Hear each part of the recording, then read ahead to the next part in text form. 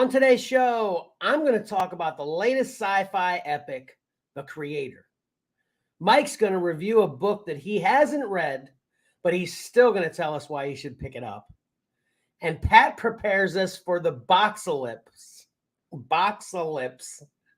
with a helpful Horizon hack.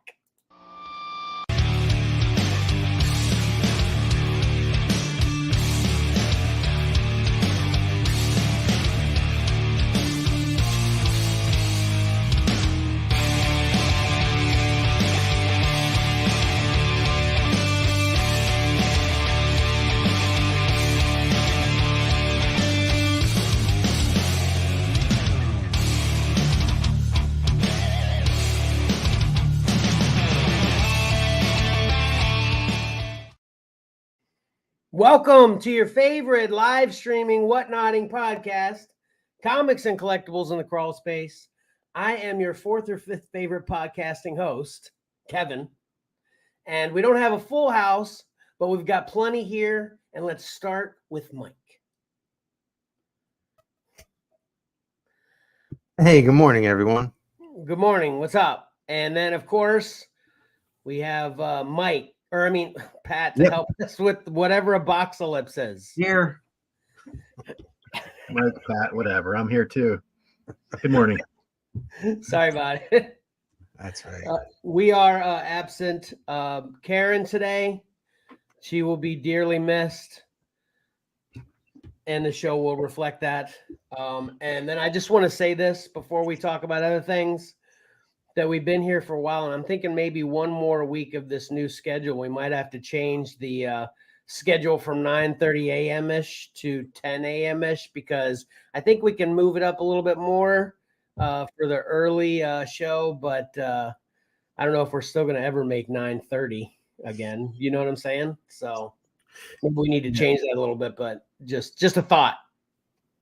I think with this week, I think we finished up the pre-recording at 9:30. Yeah. Then we had to prep for this, but you figure next week we've got fewer cover combat. You know, each week cover combat gets shorter and shorter. Next week we're going to knock off, half of the reveals for the next round. So that might give us, 15 minutes there. So we'll see. We'll give it another week and then maybe tweak. But I think anybody that's a regular viewer of our show is kind of used to us being tardy at this point anyway. And I'll take most of the brunt of that on the regular. So hopefully people love that little quirk about me. But enough about that. Today's show is exciting. We've got the previews, the next previews edition inbound, right? Yeah. And, I don't know if you recall the last previews, but I told you I actually had a new intro, but I failed to use the old one. So the first thing I did after the last episode was delete the old one. So I'd remember to play the new one. Are you ready for that one, Pat? Let's go. All right. I'm ready too.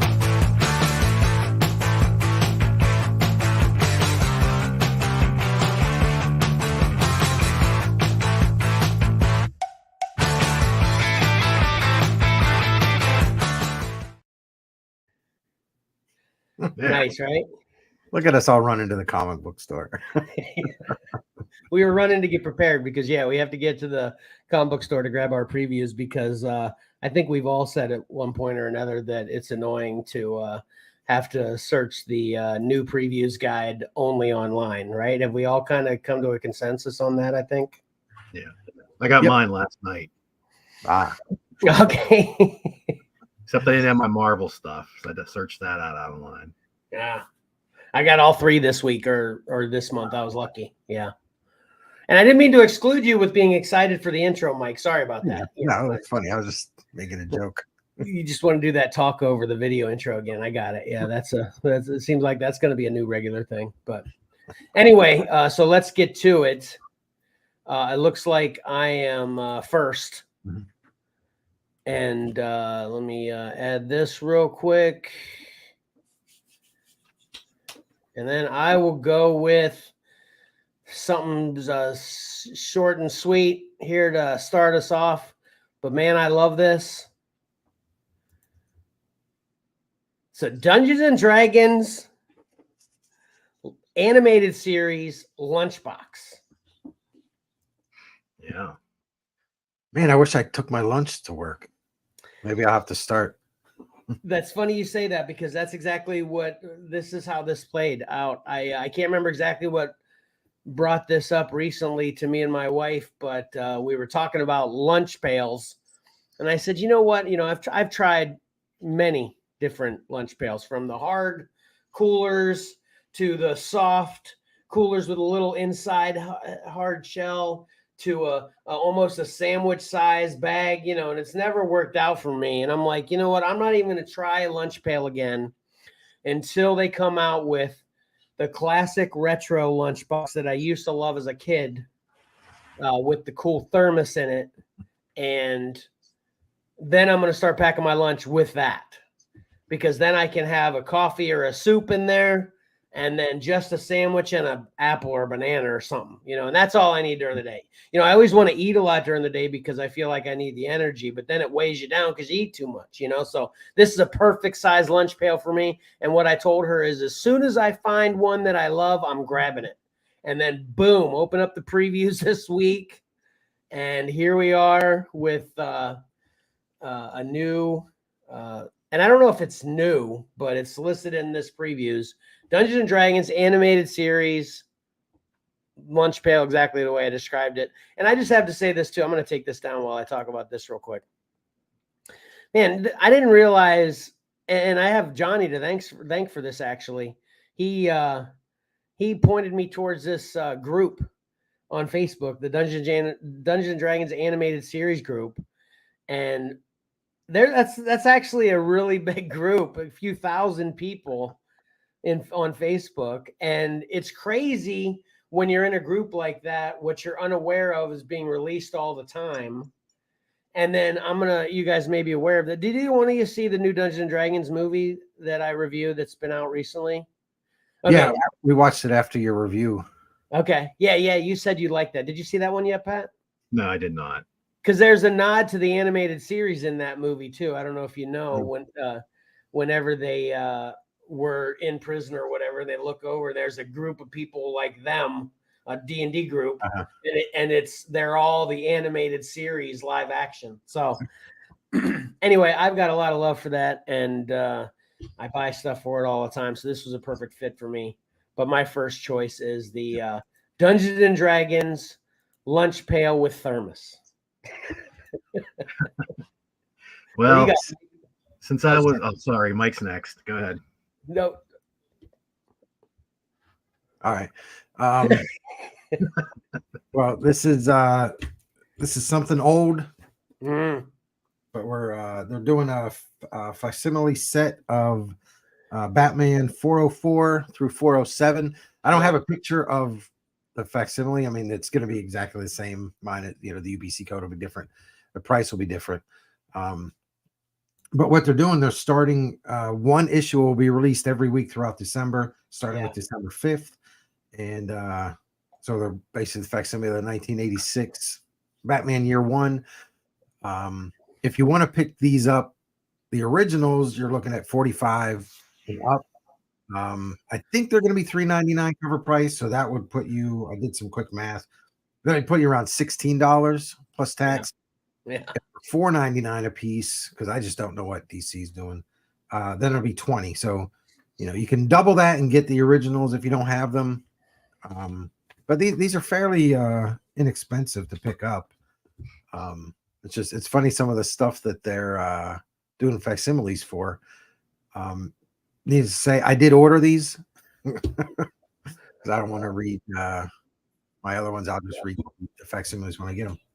Yeah, I love the facsimiles so much. I talk about it all the time. I've talked about it a few times here, but always on the Whatnot show. Did it seem like this preview guide was heavy with facsimiles too? It seemed like there was a lot. Did you guys notice that at all? I didn't, but yeah. Yeah, I'm definitely gonna grab these though. That's for sure. Yeah, I didn't in there, but it's just in general, I'm seeing more. It seems like that's the new trend. Gotcha. They went from doing it from a lot of the expensive books to now we're seeing some of the more obtainable books. And even I think even stuff within the last 10 years are starting to do that too. So Yeah. Yeah, awesome. Yeah. All right, what you got, Pat? I'm going to start out really simple with just a choice for a cover. That's Harley Quinn, black, white, and redder, number 6, because it has a beautiful Jenny Frison cover. That's it. That's all I have to say. $5 cover price. Well, all I'm going to say is I'm going to grab this too. That's for sure. Probably a few of them because, man, Mike put Jenny Frison on my radar, and I've never looked back. Everything I see with hers on, I just want to grab now. Yeah. Sweet. Stick around. All right, sweet. All right, next up for me, I get a lot more complicated, I should say. This is the Inkle. Are either one of you familiar with the Inkle? Yeah, a little bit. I never read it. Nope. Yeah, me neither. But of course, as usual with lots of things, I've wanted to, of course. And this is the legendary science fiction graphic novel that's inspired 1,000 stories, available now in this glorious deluxe edition. And it actually has it's gold foil on the edges. And then it has this, you can see this separate 2 art pages. I don't exactly know why those are special. To make 2 exclusive prints, other than the fact that maybe they're just picking 2 exclusive prints from in the book and then kind of framing them to kind of display separately, I guess, which again, I'm not too familiar with the Inkle other than hearing of it. The writer's Alejandro Jodorowsky. I got that pretty good, I think, right? It sounded good to me. Yeah. But, love deluxe editions, and I've always wanted to check this out. So if money were no object, I'd definitely be snagging this one. And I can't really say too much else about the story, except it's super influential sci-fi. And, man, I'm definitely seem to be going more in the sci-fi direction and away from heroes, So this is what I'm going to grab. Yep. All right, Mike? This is probably on everybody's radar, but I'm going to highlight it. I'm sure Tyler's already aware of all this because he's reading the book. But so we've got Moon Knight number 30, which is the last issue of this series. The death of Moon Knight, because why not kill another character? This leads into Vengeance of Moon Knight, which I can't remember if that is going to be Vengeance of Moon Knight or a variant for Moon Knight 30. Anyway, do your research. Moon Knight 30 ends. Vengeance of Moon Knight begins with a new Moon Knight. I wasn't even reading this. I don't know if this was Mark Spector or not, but the new one is going to be someone different. And we've got Greg Capullo back at Marvel. And this is a new cover from him. Yeah, I'm going to be grabbing that. It's a great, what's this, Green Goblin nod, right? Homage, whatever. Yeah. Right? I don't think so. Oh, come on. Oh, I see what you're saying now. The moon's the glider. Yeah. I see it now. That's interesting. I didn't see that before. Pat? All right, I'll buy it. Not right? The book, right? The theory. Yeah. You're going to buy the book too. Yeah. Anyway. Fine, I'll buy the book. What you got, Pat? All right. Back to the well one final third time for Giant Robot Hellboy number 3. This is the Duncan Fegredo cover. And we also have cover B, which is Art Adams this time. Uncolored here. This is just an early version. So, 3-issue limited series wraps up for $3.99 cover price. I'll probably be getting both covers. It's pretty sweet. Not much else to say, yeah. Yeah, I forgot to make a note of that when you mentioned the first issue because I want to get those. Have you been reviewing them on Get It and Forget It?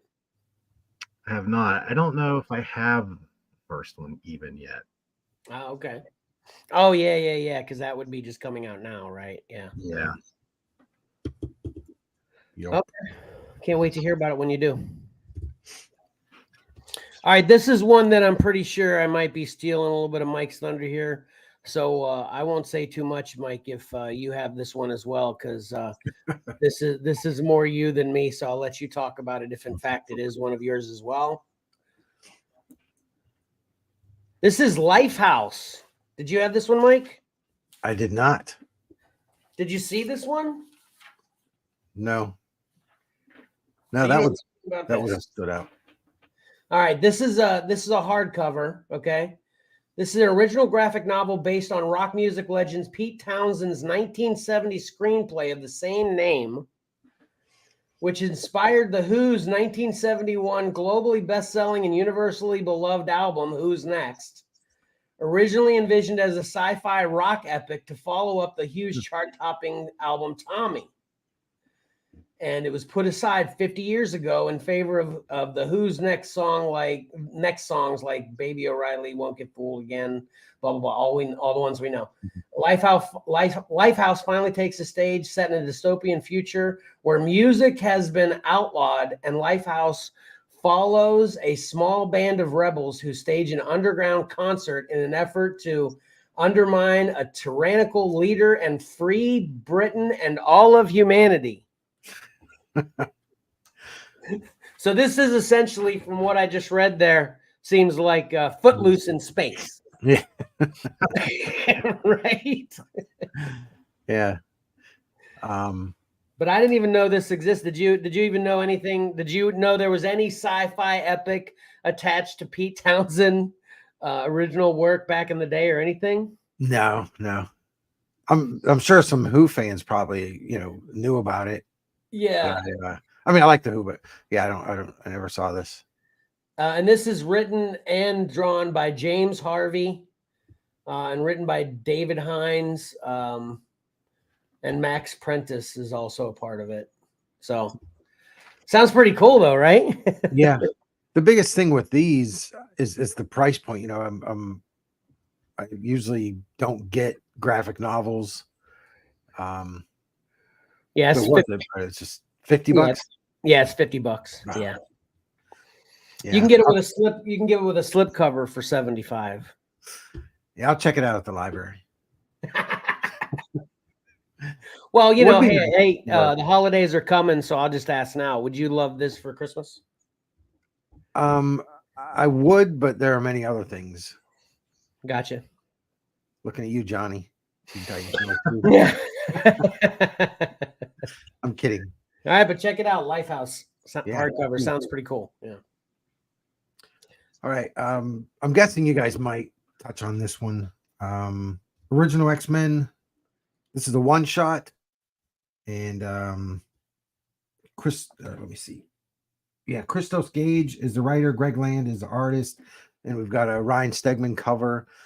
I think this is one of those deals where, the X-Men go into the past and try to mentor their old selves or their younger selves type of thing. But it looks great. It's original X-Men, and that's my X-Men. That's what I like.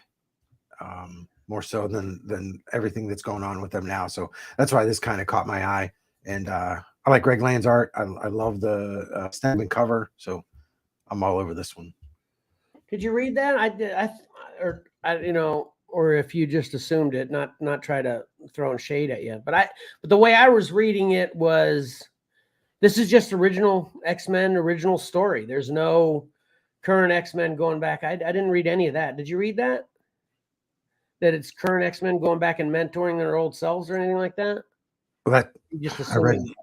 I Tom Glancy'd it, so maybe. Okay. Yeah, I think this is just they're telling a new original X-Men story. Yeah.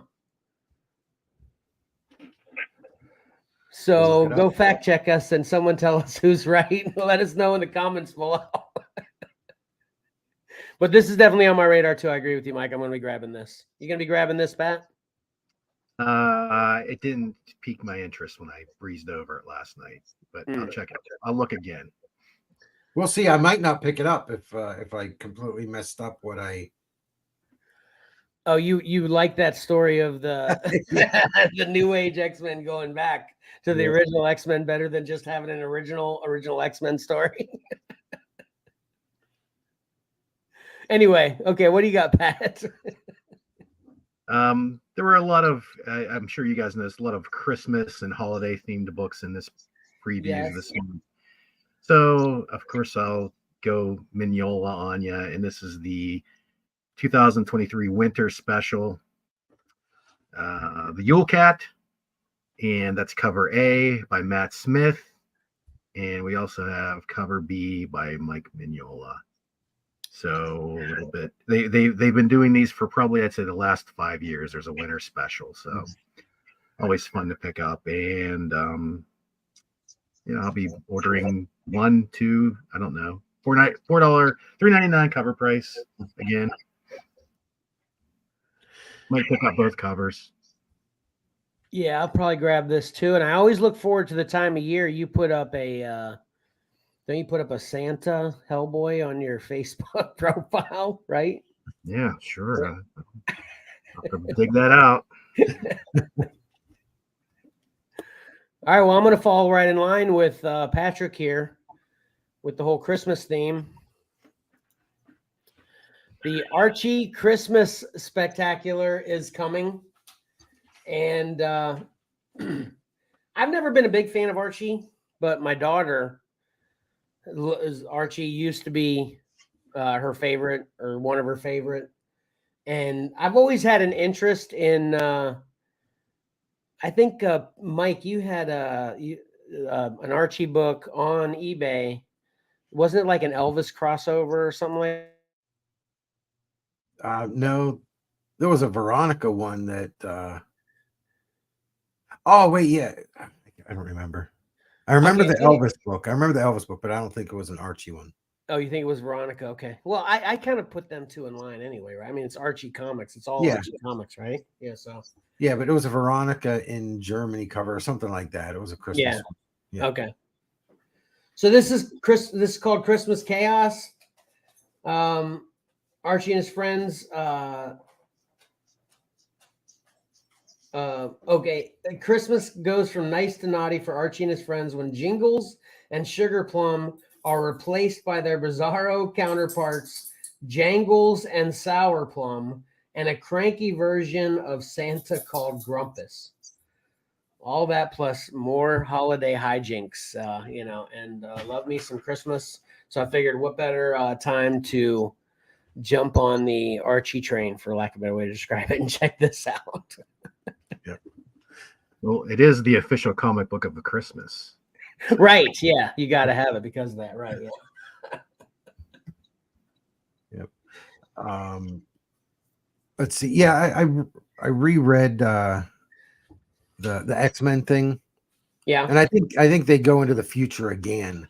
It's confusing. Okay. I'm still gonna get it. So it's original X-Men that goes to the future. It's not again, and then and then one of them gets stuck, I think. Okay. Yeah. Gotcha. Either way. All right. What you got next? Next I have Bloodrick. Oh, nice. From Image, this is there's 3 issues. This is number 1 of 3. Comes out December 6th, and it's by Andrew Cranky. He's the writer and the artist. I'm probably butchering his last name. I think it looks like it's like a barbarian that I think he is hunting in one area, and he, I'm butchering these this week. Sorry, but I think he can't find anything to hunt where he is, so he goes to another area. Uh-huh. That doesn't sound very interesting. Well, it looks cool, and this was on my radar too. This was on my short list. Didn't quite make the cut though. Well, there you go. All right. Well, I talked about Distillery and the Devil's Cut anthology book, and another book spinning out. This is the third month in a row. And we have Mirka and Dolpha's Blasphemous. I wasn't entirely sold on the little short story that was in the Devil's Cut, but I'm a big Mirka fan, so I'll be checking this out. It's basically, I guess, there's a society where there's these demons, and they're gaining power through adulation of these rock idols and sports figures and things like that. That's how they get their power. Again, it's I still don't know exactly what the format is here, but they're $8.99 cover price. Don't know how many issues this is going to be. We did find out in this issue of previews that Jock series Gone is at least 2 issues. That was sort of up in the air before, so I really don't know what's going on. They don't really give many facts about how long these series are, if they're a mini series, a one shot, but I'll be checking out some more Mirka because I'm a big fan of hers. Yeah, hopefully this one doesn't hit too close to the mark, but it might be kind of scary. Maybe, yeah. Little kind of joke there, about, I feel, how so many people have put it out there, that all these famous people especially in America, have sold their soul, blah, blah, blah. I'm not going to name a couple that I've heard that from, that there's one particular that I actually believe, but anyway. Yeah, the thing with the distillery books is, like you were saying, we're not sure of the format. The price seems like they're all the oversized books, and I'm trying not to spend as much money. And then also, most of our storage is comic book size, so going to this larger size just makes it a little bit more difficult. Yeah. All right, next up for me, I just mentioned a reason to hop on the bandwagon with Archie Comics a little bit late to the game. I'm going to do the same thing for my next one with Ultraman, the official novel of the series by Pat Cadigan. I love me some old school Ultraman movies, but I've never read an Ultraman comic. I know you have, right, Pat? Yeah. We've talked about it a few times, so I figured what better time than to jump on board with this. This is adapting classic and genre-defining Ultraman series from the 1960s. This novelization brings a fresh take to an iconic and inventive adventures of Earth's kaiju battling savior. So I'm going to check that out. All right. 16 bucks on that, by the way. 16? Yeah. That's not bad. Yeah, hopefully. Yeah, it's a big novel. Excuse me. It's a novelization, so I hope it's doesn't say how many pages exactly or anything, but assuming it's large. All right. Let's get back into the Christmas mood. We've got the Creep Show Holiday Special. It's a one-shot from Image. Comes out December 6th. Just 2 stories in this one. But also you got to keep in mind that volume 2 is going on right now, and number 4 comes out December 20th. So in December we get double the Creep Show for those fans of it. Okay. Are you going to grab these? Yeah. I'm getting all the Creep Show stuff, and I just had a realization. I read number 2, volume 2, number 2. And I was disappointed with the stories. I'm not reviewing that one, and then I realized, like, what, I'm just getting these for the covers and the idea of it. And every once in a while, I imagine I would like a story here and there, but the stories were okay. I thought you reviewed number 1 on the show. Volume 1, number 1, yeah. That was a 5-issue series. We're on volume 2 right now. Oh, gotcha. Okay. Yeah, I have a hard time not grabbing these, and it's purely nostalgic for me. Yeah. All right. So Mike from New York recently on the Exceller group spotlighted a Frank Frazetta book. by Toshin. This is not the same book, but we've got another one spotlighted this month. This is Frazetta, World's Best Comics Cover Artist, the Complete Collection, Definitive Reference by J. David Spurlock. And this comes in as a $50 hardcover or a previews exclusive slip-covered $75 edition. So, Man, I actually like that cover right there better. I like werewolves. This cover? Yeah. Yeah. Well, what's great is getting a slipcover and having both. That's what's great. Was that on the slipcover? Then the regular book is inside that, you think? Yeah. Oh, okay. Oh, okay. This is published by Vanguard, in case you didn't notice it there on the spine. So it looks like a really cool collection. I know Toshin books are awesome. That's why Mike spotlighted the YouTube video. But I guess you can never get too much Frazetta unless you're not a fan. But who is not a fan? Right. Yeah, sorry. So it says definitive cover. So is that collect all the covers, the published covers that he's had? I'm not sure about that, but they make it seem that way, don't they? Yeah. Man, that would be great. That would be great because some of his work is, those older covers, a little bit expensive, all over the place. How do you get them all right here? Right. Yep. Well, I'm reading it real quick because this was on my list too. This is my second crossover of the day.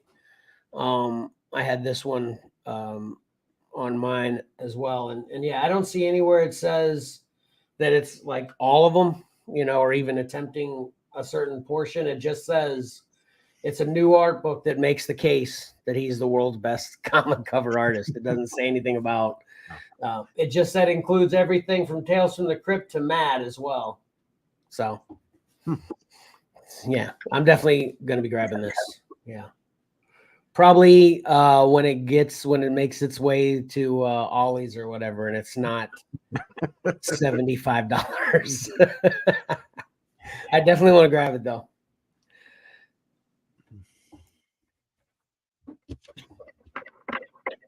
All right, next up for me, I've got Duke #1. And I'm a Duke fan. I've talked recently about how I've just recently restarted collecting G.I. Joe. But don't be fooled. This seems like a bait and switch because this actually follows other people that are investigating a colossal alien robot that nearly killed Duke. So I'm not even sure that Duke is in this based on the way this is described. But I left it on my list because it does say this is a mini series that introduces us to the best and worst humanity has to offer in the new Energon universe. So I guess this is a good place to dive in. We've talked recently about the whole Energon universe thing, right? Crossing with Transformers, and then they pulled that on us with the last Transformers movie with G.I. Joe being in the after credits on that. So, and this is by Joshua Williamson and Tom Riley. Yeah, I never really followed G.I. Joe or read G.I. Joe, but I'll be picking these up. Yeah, it's kind of exciting what they're doing, so it's hard not to. Yeah, we'll see. Yep. What you got? I've got more Christmas, but this is kind of uncomfortable Christmas. So I've got Deviant #2 comes out in December on December 20th. It's a 9-issue series. Initially, I wasn't gonna pick these up. Just basically, it's a Christmas story, and it's about a killer that I think they've captured him, and now there's probably like a copycat or something like that. But it's from James Tynion IV.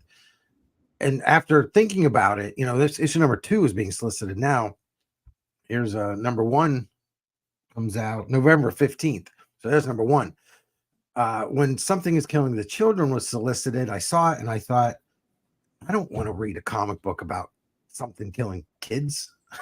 So I passed on it because I'm like, that's just an uncomfortable thing. I don't want to read that. And then I picked it up off the shelf, ended up reading it, and it was actually really good. This kind of had the same feeling with me. I'm like, deviant, this killer Santa stuff, all that. I'm like, I'm going to stay away from this. But then I started looking at it more. I'm like, the artwork's pretty interesting. So Yeah. I pre-ordered. I went back and pre-ordered number 1 and number 2. So I'll give it a shot. I'll give Tinian's a good writer. So we'll see. Just 9 issues. I wouldn't grab this for myself, but I can't wait to hear your reviews. Well, initially, I wasn't going to buy it for myself either, but I thought, you know what? Let me go ahead and see what it's all about. Might be cool. It definitely looks cool. I agree with that. That's for sure. Yeah, it's interesting. This next one's kind of puzzling in that it's called Our Bones Dust. This is by Ben Steinbeck. This is coming out through Image. So Ben Steinbeck has worked very closely recently, in the last 5-10 years with Mike Mignola on the Hellboy universe. So I would have thought if he was going to do a new book, he'd put it out through Dark Horse, but it's coming out through Image. And as you can see there, well, maybe you can't see that well. Cover A is by Ben Steinbeck, and cover B is by Mike Mignola. So it's kind of puzzling, the Image connection here. But yeah, this is sort of, another, one of those dystopian books. There's a child and there's AI. It seems like it's the plot line to every comic and movie we come across these days. But stay tuned. But Ben Steinbeck, he's done some really good things in the Hellboy universe. I like his artwork, and I'll pick this up, or since we already know it's a 4-issue limited series, maybe I'll just wait for a trade. Stay tuned. All right. And this is last up for me. I was looking at Traveling Mars. As you can see on here, it's by Mark Russell and Roberto Malay.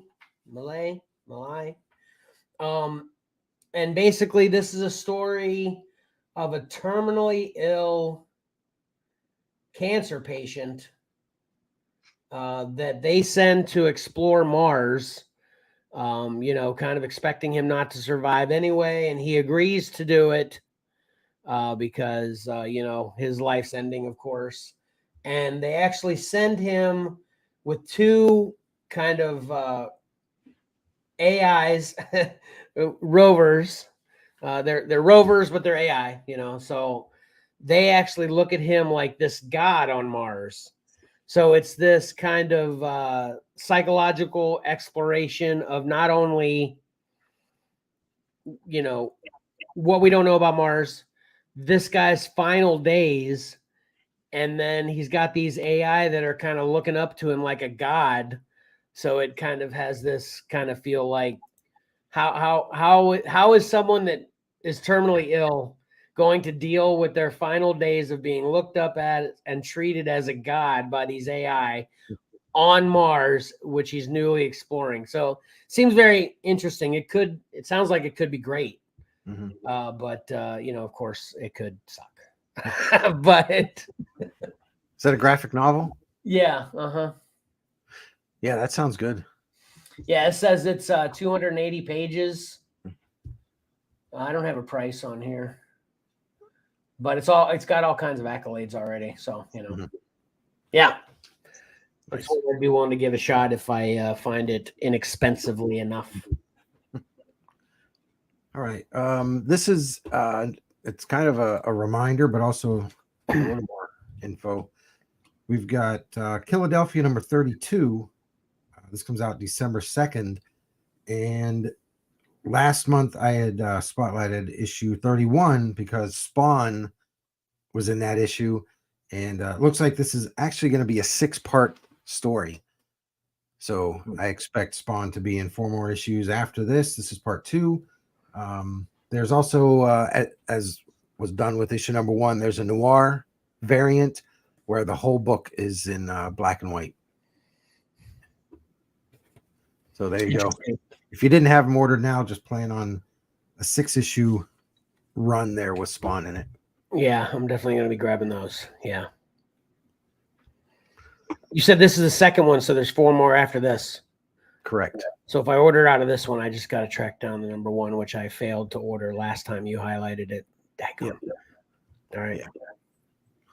Yeah. I don't want to subscribe at my LCS because then they would put Philadelphia in my box every month for eternity. Well, that's where League of Comic Geeks come in. You just put those issues on your thing, and every when the comic book store posts their website, hey, the new order form's ready. You just go in, you click it, and that's all you get. Yeah. I added an additional, $30-$40 to my weekly pool. That way. So effective. All right, Pat. All right, this is probably my favorite thing that I found. As you guys know, I in the recent years, I've posted these to Exceller, and that's the Marvel calendars they did in the late 70s, early 80s. This is the Mighty Marvel Calendar Book of Visual History. This is a hardcover $50 book that supposedly collects all the calendars. If you weren't familiar with these, they would commission new artwork for the art portion of the calendar, and then the calendar portion with the dates and so forth will be filled in with Marvel facts, sometimes funny, sometimes true birthdays. Yeah. And I love them, and because of how calendars work, sometimes they recirculate and we can use them again.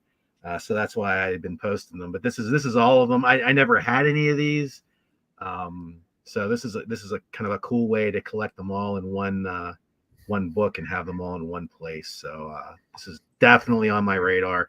I have to check out what kind of a discount I can get for it and maybe pick it up. Yeah, I had one of these. They're very cool. I like them a lot. Hey, Mike, did you put up? Karen was chiming in that she loves that. Is that new? Is it definitely she's referring to this calendar book, or do you know which one? Absolutely, that's what she was talking about. Yeah, okay, cool. Okay, yeah, it's awesome. Definitely. All right, yeah, that's it for me. Mike, you got another one? I do. I have one more. Okay, and we're gonna stay with the Christmas theme, but also the horror Christmas theme. This is Stuff of Nightmares, Sleigh Ride, and this is by R.L. Stine, and I think this is the third in a Stuff of Nightmares kind of selection of one shots. Maybe the first one may have been a few issues, but I think they had another one shot, and now this is a one shot, December 6th.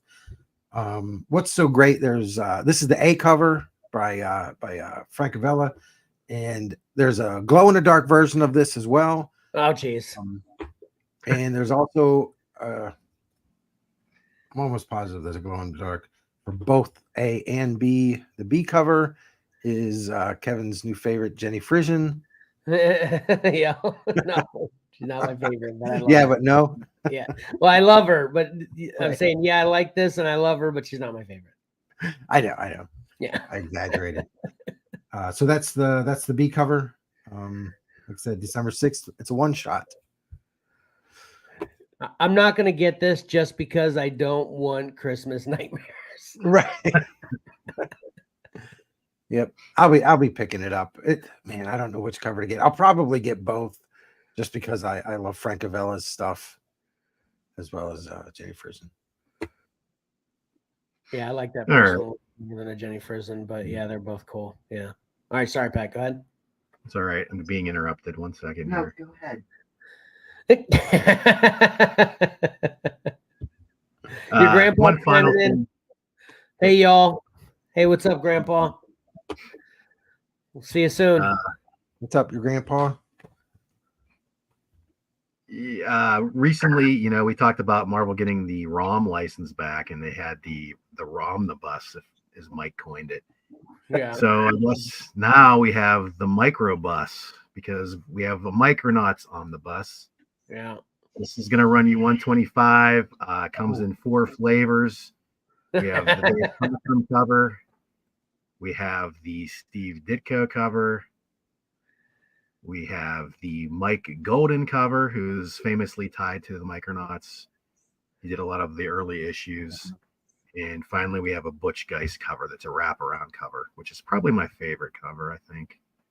Yeah, that's cool. So yeah, looks like, and I can't remember where I saw it. It's not in previews, but Marvel is doing a series of sorry, wrong pictures. A series of crossover covers with Rom and their characters. So it looks like maybe he's being reintegrated back into the Marvel universe once again. I don't know if it's covers only, but there's some pretty good ones. So yeah, I probably won't be getting this, just cost wise, it's a problem. Even with this. And I was never the biggest Micronauts fan, although I try to fill in, dollar bin issues here and there with Micronauts, but yeah, it's kind of neat to see it being put back out there again. Yeah, I'm definitely having a hard time resisting ROM and Micronauts stuff, but I'm like, no, don't. They're just trying to hook me in with the nostalgia of what it used to be. Yeah. Exactly. Yeah. Both of those, I agree with Patrick. Both of those, I try to dollar bin those, but my local honey hole that I always find some great stuff. Both series, if they've got those, they don't put them for 50 cents or $1. For whatever reason, they've got them like $2.99. Because because exactly what's happening, right? Yeah, I mean they're not. But yeah, so frustrating. I mean, come on, I'm not paying $2.99 for a comic book.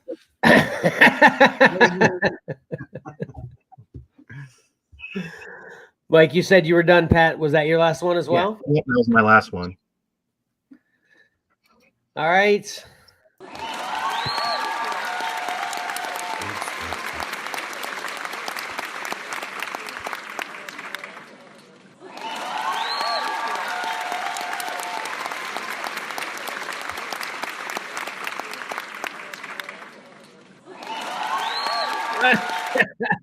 One more time. Sorry. You can tell I'm running the background because I don't know how I accidentally hit the loop on that. I just figured I'd let it go twice because it was cool. 3 got obnoxious. But anyway, so yeah, that's so everybody go out, get all or order that stuff now or wait till it comes in December, right? That's all December release stuff. Yep. Well, a couple of them we talked about that are already out, but are just highlighted in this latest previews. But man, yeah, there's so much more I'd get if again money was no object, and we had forever to talk about the book too. So, but moving right along, we ready to talk about what I watched then? You ready back to get back to some? I'm ready to listen to what you watch. Well, you got one now. So anyway, you'll see. I had a rough week. Oh man. Okay, here we go.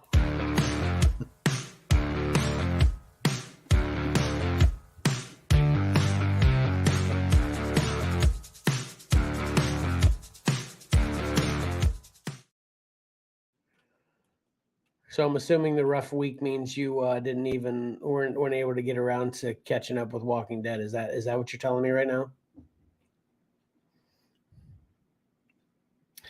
I'll unmute you. Mike, go ahead. You were muted again. You're good now.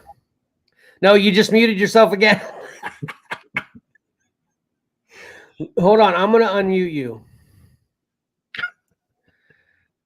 All right. It's not letting me unmute you. You try. Oh my God. That's so crazy. That's so crazy.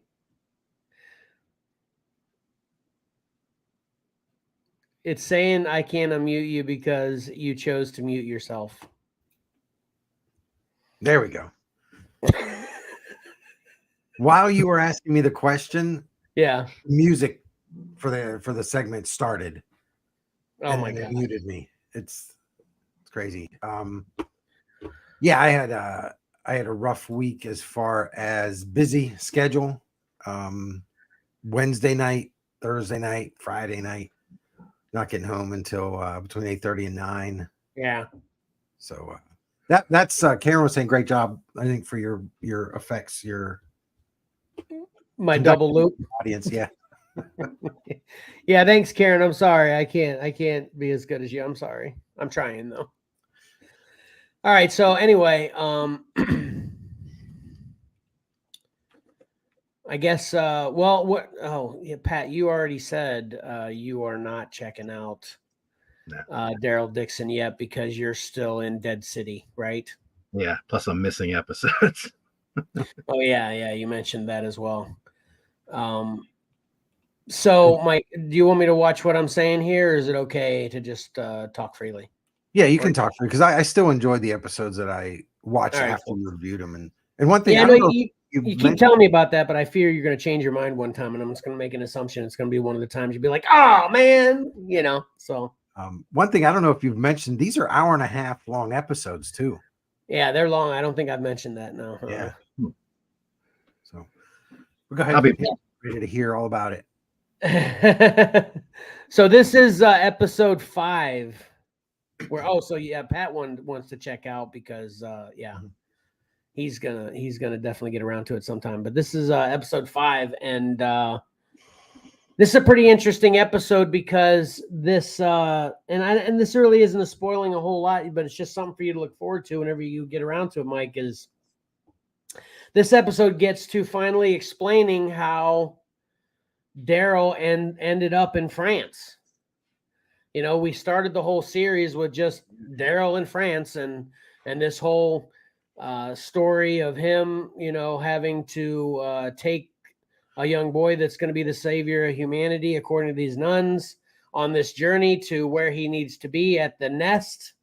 And we don't know how he got there, aside from a few kind of comments randomly from people, you know, kind of commenting, you know, that he wrecked this joint or whatever. No real specifics, but essentially this whole episode, well, I shouldn't say this whole episode. A majority of this episode basically just highlights literally from the end of the finale of The Walking Dead when Daryl drives away on his bike.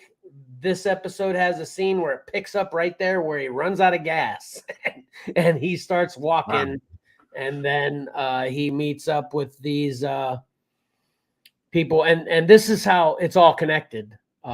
With there's this big lady tyrant that in France at least, and she is using zombies to experiment on making. It seems like, we don't really know this yet, but it seems like they're going to be super zombies, kind of indestructible and unkillable. And you know, actually, you know what? I think I just realized something as I was talking, Mike. We talked about the acid vein, acid zombies. Mm-hmm. These are probably zombies that this lady was messing with. So she's doing all kinds of experiments on stuff. And like I said, they don't really tell us exactly what her end game is, but just kind of trying to piece things together. It seems like she's trying to make an army of super deadly but controllable immortal zombies kind of thing, you know, which is pretty crazy, of course. Yeah, wasn't there a scene in one of the first 3 episodes, because that's all I watched, where they were she was in a lab with some people, and they had a zombie behind the glass, and they're running a test on it, and it failed. The test failed. Exactly. Yeah, they injected it with something, and then they kept time of how long it took before it exploded or something like that. Yeah. Yeah. So you're right. I never thought of that. The acid stuff might be, you know, part something of to do with her weird experiment things. Yeah. So basically what happened is when Daryl runs out of gas, he actually, and this was the one thing that seemed kind of unlike Daryl.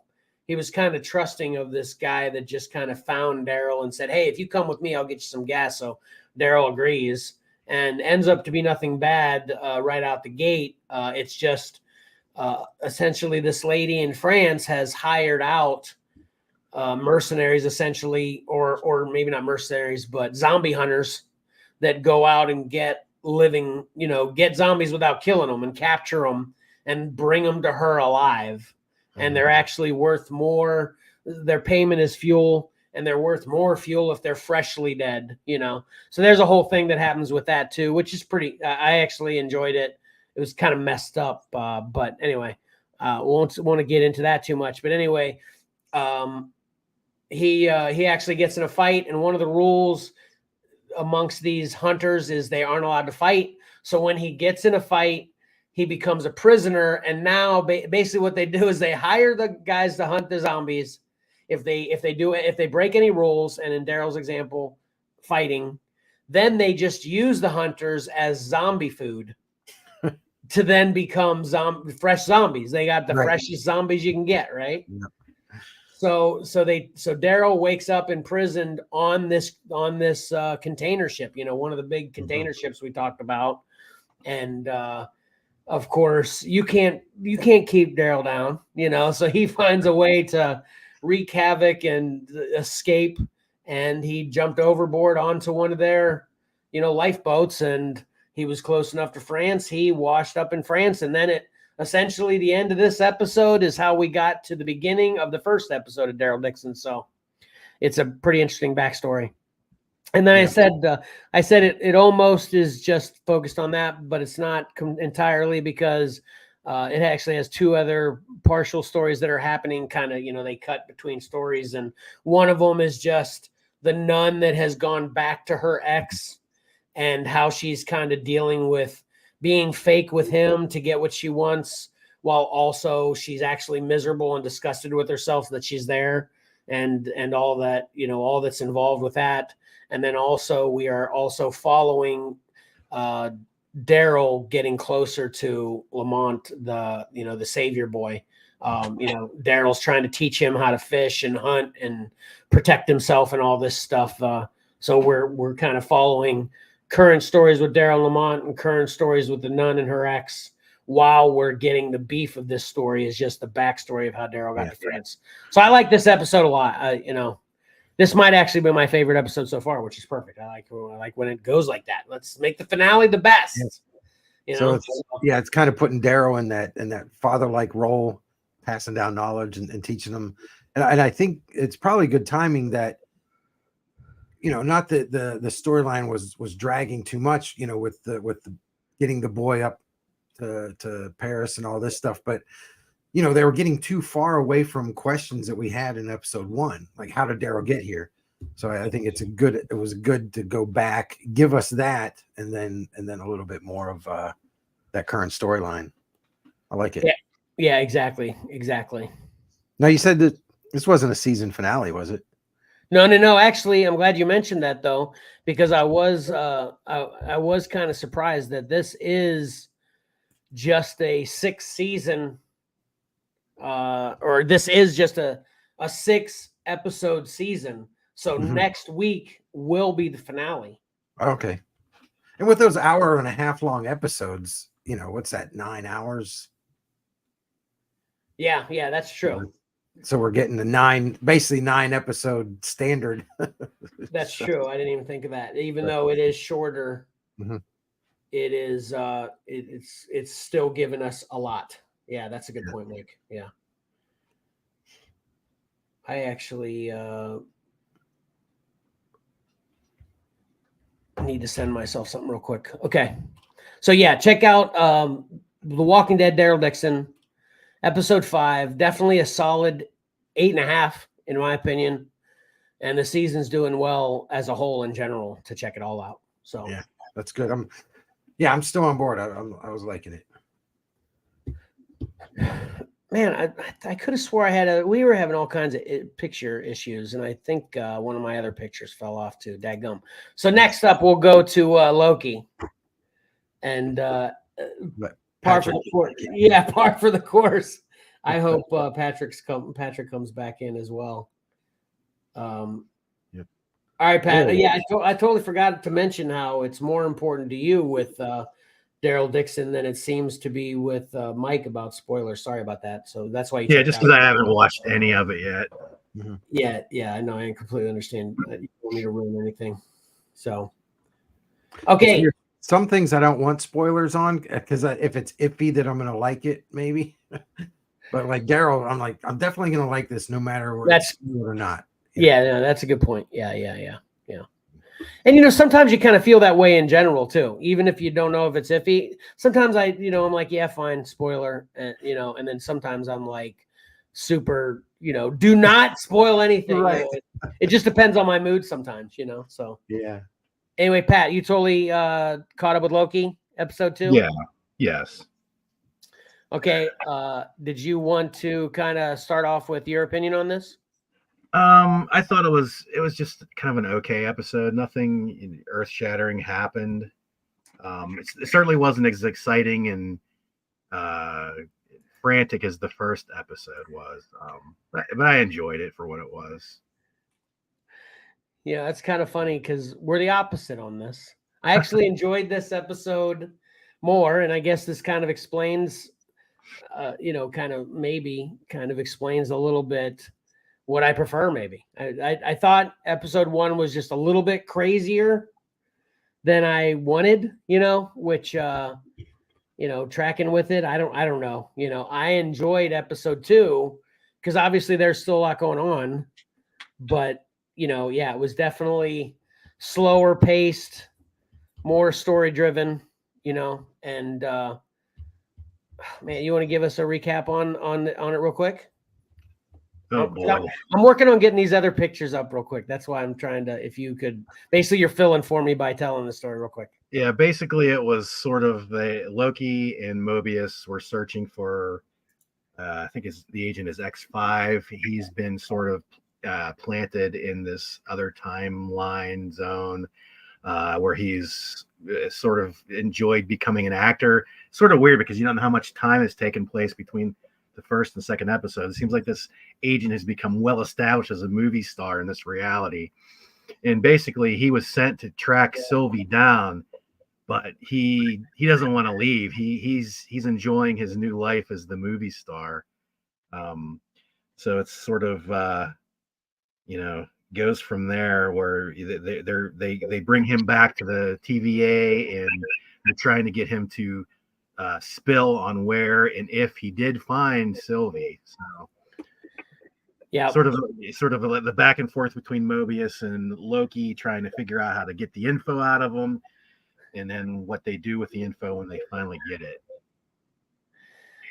Yeah. So yeah, it's pretty simple. Yeah, that I kind of got the impression, since we're dealing with branches in time, that maybe could it have been he was there for a while, but in Loki and Mobius's time, it wasn't as long.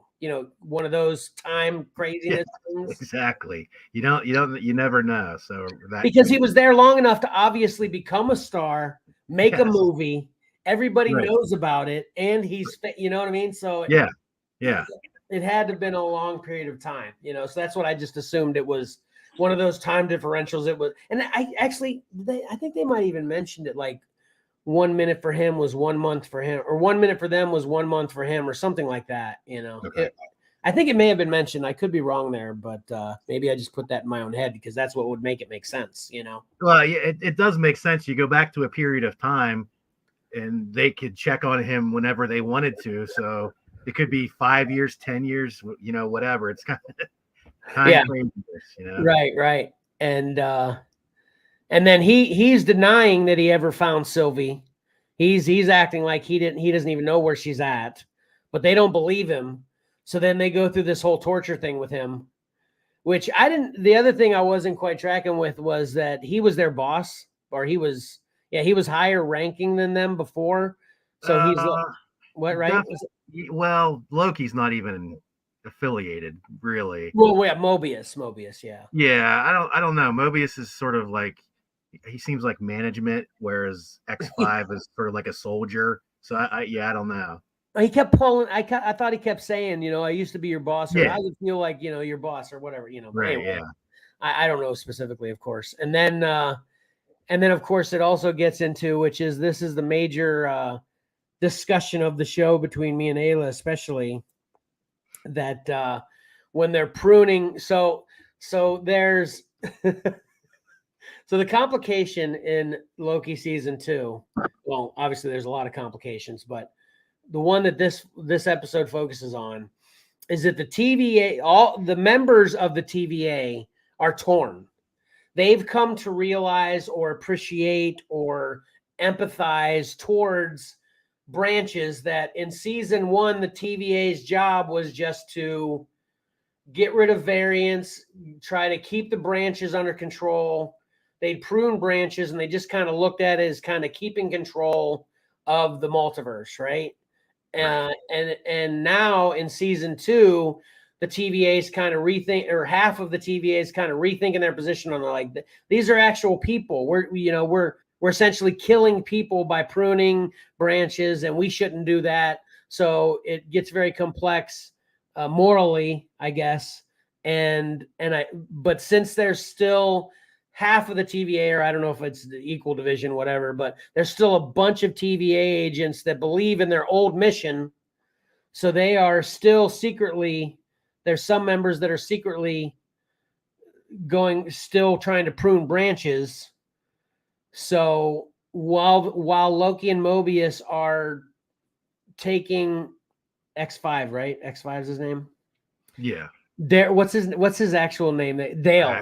I can't remember. Yeah. I think it's Dale. He's like, they keep calling him X5 or whatever, and he's like, it's Dale or whatever his name is. It's funny. But anyway, while they're taking Dale to try to find where they think Siri is, or not Siri. Yeah, Sylvie. I got you. Yeah, Sylvie. While they're trying to track down Sylvie, then Dale X5 discovers that the branch that they're currently in is getting ready to get pruned, and they better get out of there. They're going to be dead soon. So then when they go back, they actually go back to where the extremists from the TVA are, I guess, that are getting ready to prune a whole heckload of branches, and they kind of stop them in the middle of their mission, but they still accomplish pruning a whole bunch of branches. So then it's this big moment of guilt for everybody that's still a part of the TVA, that, man, all these people are essentially dead now. And that's exactly how Ayla was feeling it. But I was like, are they really? I mean, there's a difference between, in my opinion, and again, this is just this whole fictional multiverse morality, right? It's like, is making you never exist the same as killing you? I mean, I don't know. Where do you stand on that? I don't know. Never thought of that, but yeah, I see where you're coming from. Right? It's complicated, right? So if it's I essentially, I guess I'm still siding with the old TVA that we're controlling the multiverse by pruning. I still think that's a more morally correct mission because of the nightmares that could ensue. Than it is to just make people that shouldn't exist never exist. You know what I'm saying? So, and that's kind of where we end. We still don't have any answers. We still don't know where Sylvie is. We still don't actually know, right? If X5 knows where she specifically is. Is that how it ends, right? No, they tracked her now. Remember, she was working at the McDonald's and they brought her back. Oh, yeah. That's right. Yeah. Oh, yeah. Whenever X5 told them we're all going to die if we don't get out of here, they actually found her at McDonald's. That's right. Yeah. She was loving that life, so she wanted to just go back. And then that's where it ends, where she actually made it. Apparently, since they stopped the extremist TVA agents mid-mission, one of the branches they saved is the one that Sylvie was at anyway. So she basically went back to work at McDonald's, right? And that's where it kind of ends, right? Yeah, you're correct, Kevin. She was loving it. Yeah, she was loving it, right? I will say that what I liked a lot about this episode was Loki actually using his powers quite a bit. I thought was pretty cool. I've said it once. I've said it a million times. Thank God you're here, Pat, because that was actually a big thing. Me and Ayla right away. It's like, finally, he's using some of his powers. We were kind of going back and forth. We disagreed a little bit when we saw him use his powers last, and we were thinking really the Dark World, right? I mean, is that the last time right? Seems like. I mean, he did little tricks here and there to fool people by who or where he was, but he hasn't really been using much of his powers lately. Yeah, I mean, and obviously he's awesome. He's powerful, So it was funny because whenever that happened, it stood out because Yeah. it made you think back. Man, he is so powerful. Why are we only seeing this now? It's kind of crazy. Right. But yeah, that was definitely a part that me and Ayla loved about it as well. So. All right, so yeah, I definitely enjoyed this episode. Again, like I said, a little bit more than the first episode, which I thought was good as well. So I think they're doing a pretty good job so far.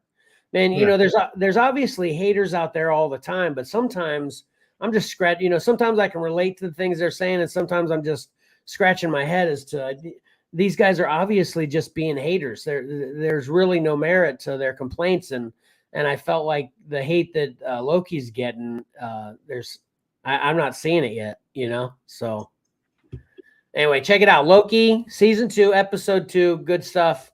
I'll give it a solid 8.5 as well. You know, I'm really enjoying the series I'm watching.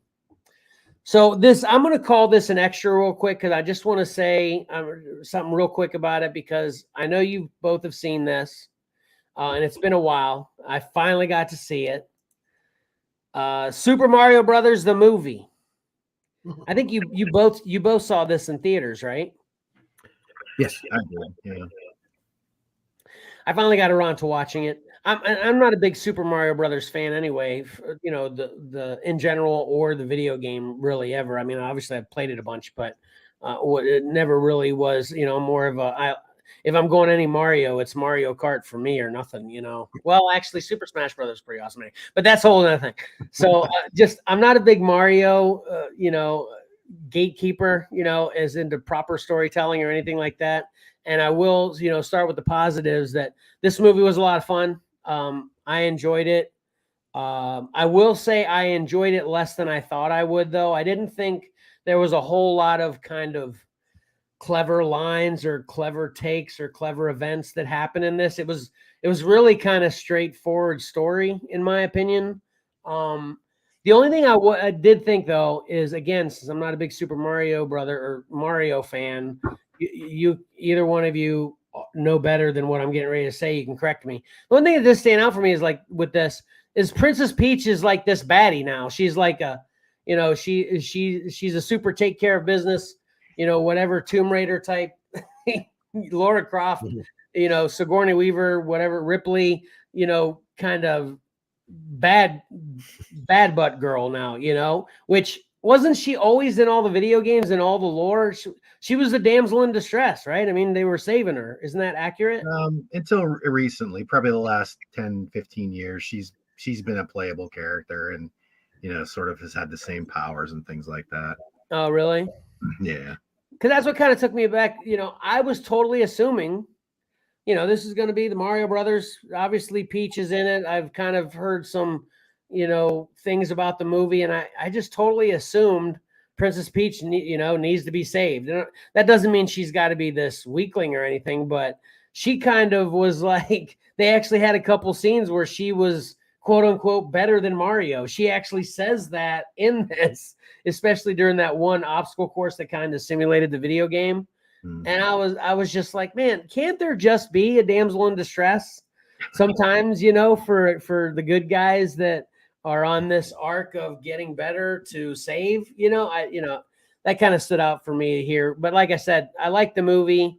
I think it's fun enough. I don't think it's great. But I mean, it was definitely visually good. And, you know, there definitely were a few parts that were fun and kind of clever that made me chuckle a little bit, you know, but it just wasn't as good as I thought it was. So I'm going to give Super Mario Brothers a, you know, 6.5, 7, you know. Do you guys remember what you guys rate this in general? I know you guys said you liked it, but did you think it was kind of a standout or just kind of, you know, it was okay? What'd you think?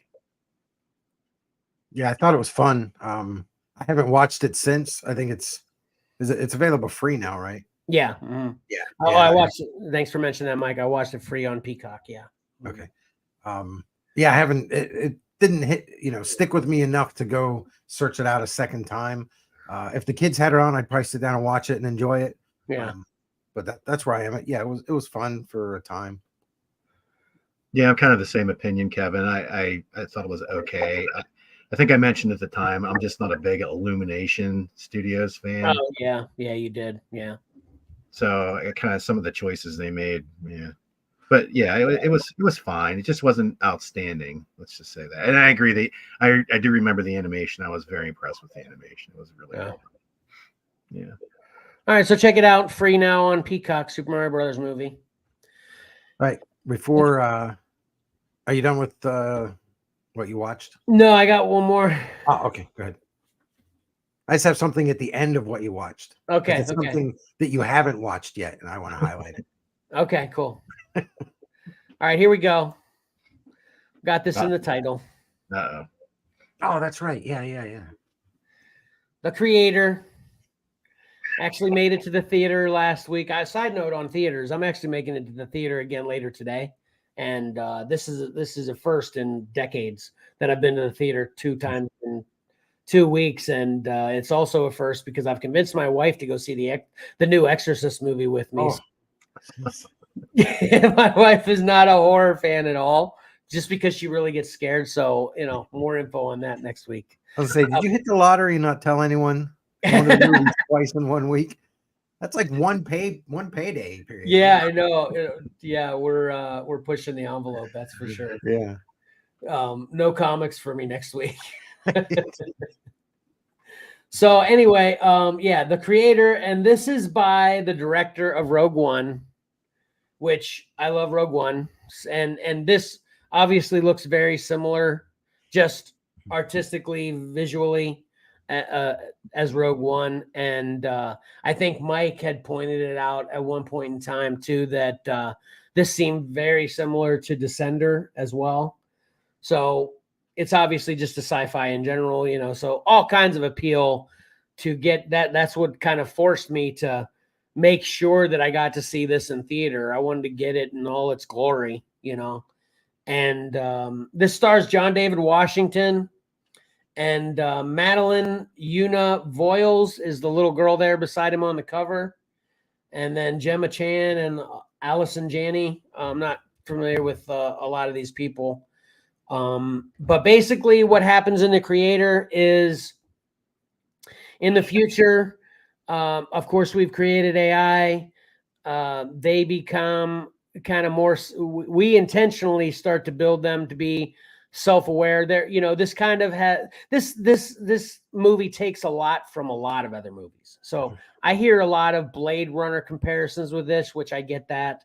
I actually got, more of an iRobot feel from this. And I don't see a lot of people kind of comparing it to iRobot. Then, of course, Mike, you're talking about Descender, and Pat, I think you mentioned it's like there's so much with AI and dystopian futures going on right now, everywhere and everything now. So it's kind of hard to, say that this doesn't take from a lot of stuff, Yeah. So anyway, we're in the future. AI has become self-aware. An AI sets off a nuclear bomb in Los Angeles, I believe it is, and kills 11 million Americans. So now America is totally against AI and outlaws AI. And there's a bunch of countries that don't agree with America in that regard. And this movie focuses on Asian countries. The biggest reason why is because the creator of AI is based in Thailand, I believe. If I misspeak any countries or anything like that, just it's not really significant in the story. It's just kind of that's why they're kind of focused on trying to find the creator, because the creator, of course, is still working on AI and getting support from all these other Asian countries. And America, like I said, is all about, they've made it completely clear that if you are still supporting AI, we're after you, and we will not stop until we find all AI in the world, and including the creator, which is not AI, it's just a human that's the creator. Including, we're going to find the creator and we're going to wipe them all out to make sure what happened to us doesn't happen again. Okay. That's kind of the gist of this movie in general. Mr. Washington here, I can't remember his character's name. He is a undercover agent. searching for the creator. He's undercover, and again, I think it's Thailand. He's undercover, and amidst all these AI humans and AI alike, to try to find the creator is his ultimate mission. The movie starts out with while he's undercover, he's got his wife and his kid with him, and or actually, I just think he's got his wife. She's pregnant though. He's got his wife and she's pregnant, and he doesn't tell the Americans to come yet, but they decide they're going to raid the area he's in because he has kind of given little inklings that creator is near. So they decide rather than wait and him possibly lose the lead to raid now. And in the midst of that, his wife is killed. Of course, his pregnant wife, his child is killed. And of course, he at this point, since that happened to him, since they kind of jumped the gun and killed his wife and unborn baby, he's done. He's done being an agent searching for AI. So he kind of, we get to, I think, like 5 years later or something, and he's back in the States. And this ship, incidentally, you see on the poster here that's got this big blue ray coming down, is called Nomad. It was created by the States to basically, and nothing can stop it. It's like a Star Destroyer on steroids. It's just kind of floating around everywhere, and anywhere that they have a lead that there's AI here or possibly the creator, it goes there. And I'm getting into one of my scratching my head moments on this. I don't even know what this blue ray that comes down it. They actually have, when this blue ray hits the earth, it creates this big like graph, like with all these, it looks like inch marker, like a ruler graph kind of thing, light on the earth. But then that's not even where it sends its missiles or anything. It just, whenever it's getting ready to do business, whenever it's found things it wants to destroy, it shoots down this blue graph in the ground. But then missiles come out of it, and then they go shoot off to wherever they're shooting things. It's a little confusing. It's actually one of the, again, head scratching things that people complain about in the reviews as well. It's very cool looking. This is a very cool ship, and that is a very cool light. I just don't understand its functionality correctly. Maybe it's figuring out where it is by the topography. Yeah, you're probably right. Yeah, that sounds good, okay, Mike. this is where we are. We need to shoot over there. So I don't know. Mike, I'm gonna buy that.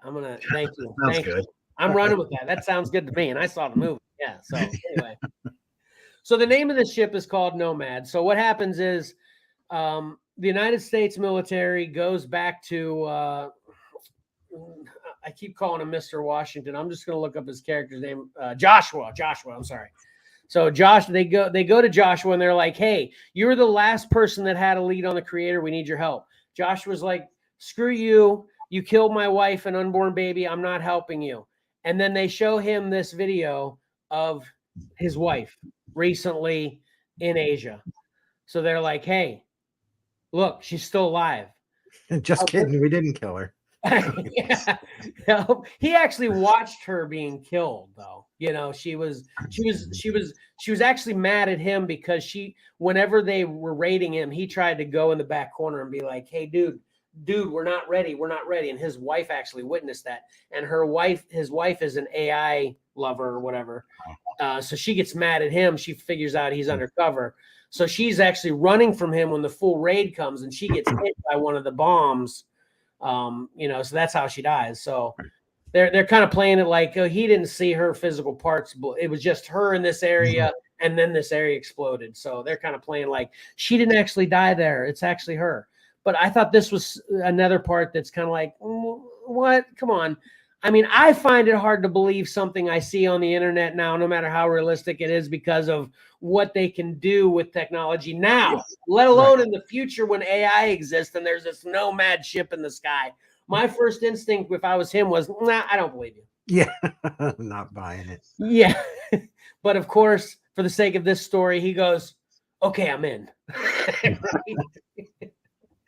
So he goes on this trek. to find his wife, but also again this little girl now. What they do, they entice him with finding his wife, but the real mission they're asking him to do, but also saying, oh, and you'll probably find your wife too, is there's an ultimate weapon that has been designed by the AI and the creator to destroy Nomad. Because the only reason, as you can imagine, AI are so awesome, the only reason they're having any problems with the humans, Americans especially, is because of Nomad. It's just so awesome, right? So they create this secret weapon that's sole purpose is designed to take down Nomad. And then they're sure they can win this war because Nomad's the only thing that's kind of making it difficult, right? So he goes and they get a lock on this secret weapons location. And of course, the secret weapon is none other than the little girl.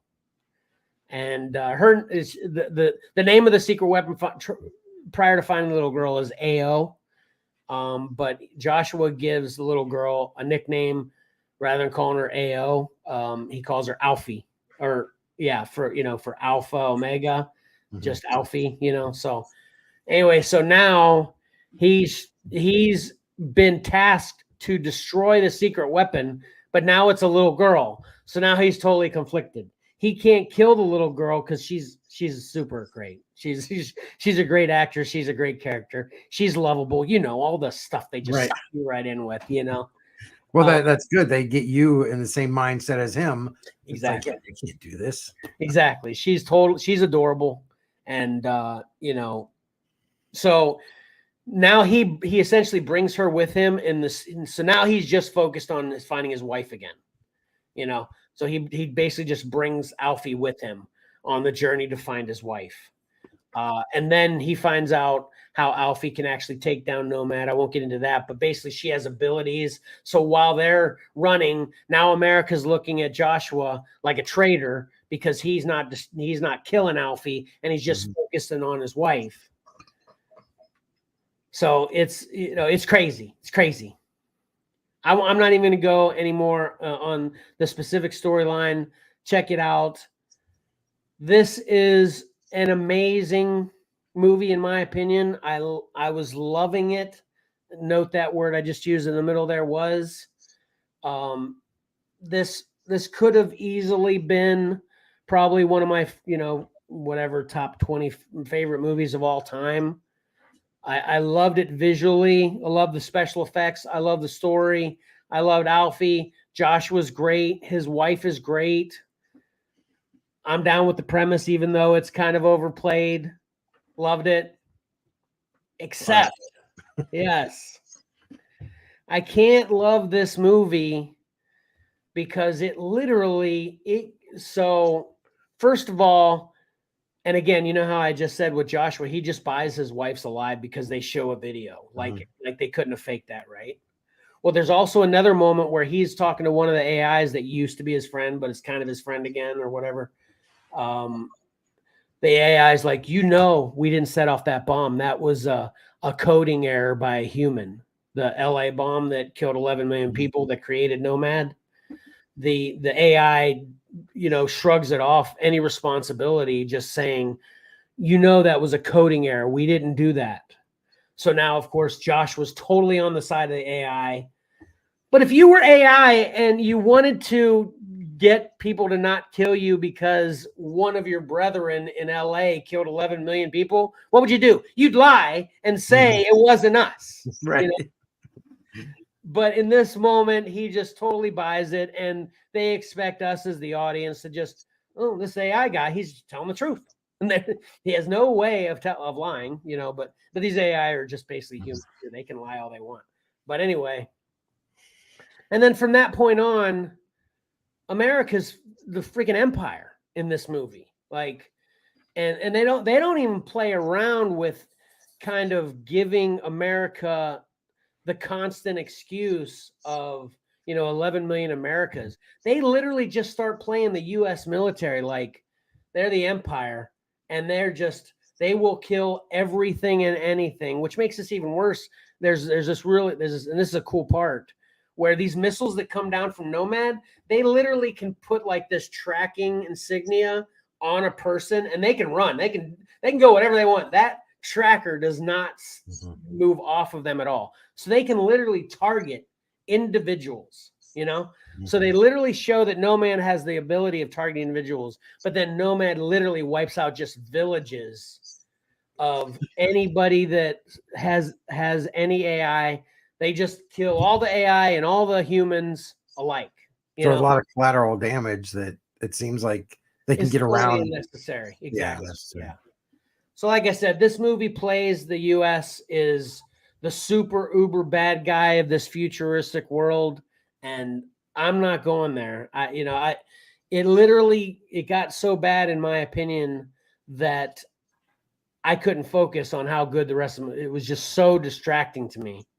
For anybody watching this, we have I'm a Marine family. I got two military boys. I'm a Marine. Mike here's a Marine. I don't really like this kind of. It really seemed America hating. I thought this would be a simple fix for the writer of this movie. That that could have been, what's the bad Koreans? North Korea. I always get thinking. Yeah, it could have been North Korea developed Nomad or what. And this movie would be one of my favorite movies of all time. I don't know why this had to be America being the bad guys. So this is a big not recommend for me. And like I said, it's so unfortunate because I love this movie in so many ways that I would have given this probably a 9. But the fact is, it's not only America's the bad guy, but it seems like they go out of their way to keep making that point, in my opinion, throughout this movie, that I'm not even going to rate it. I'm just going to say I'm never watching this again. I don't recommend anybody watch it because I feel like this could have not been an American hating movie and been one of the best that I've seen in a long, long time. So that's where I am on this. As far as the writing and the general plot of this, without American being the bad guys, man, this is so good. So, take that for what you want. I'm not going to judge anybody that wants to check this out. If I were watching someone like me saying this, I would still probably check it out because there's still so many things that attract me to it. I'm just giving my personal humble opinion, which, take it or leave it. That's where I am on this movie. And it literally made me sad. Because of have you ever had that experience where how much you want to love something, and then due to your own convictions, otherwise you can't. You know what I mean? It literally it's made me forcing you to. It's like I really want to love this and support it, but then they're forcing you to not. Yeah. I get it. Yeah, me and Jesse were literally speechless for about 10 minutes walking from the theater, which we're usually the total opposite. We go out the gate and we're just blah blah blah blah blah. We were both literally just like this, anyway, but that's just my experience. Check it out if you want.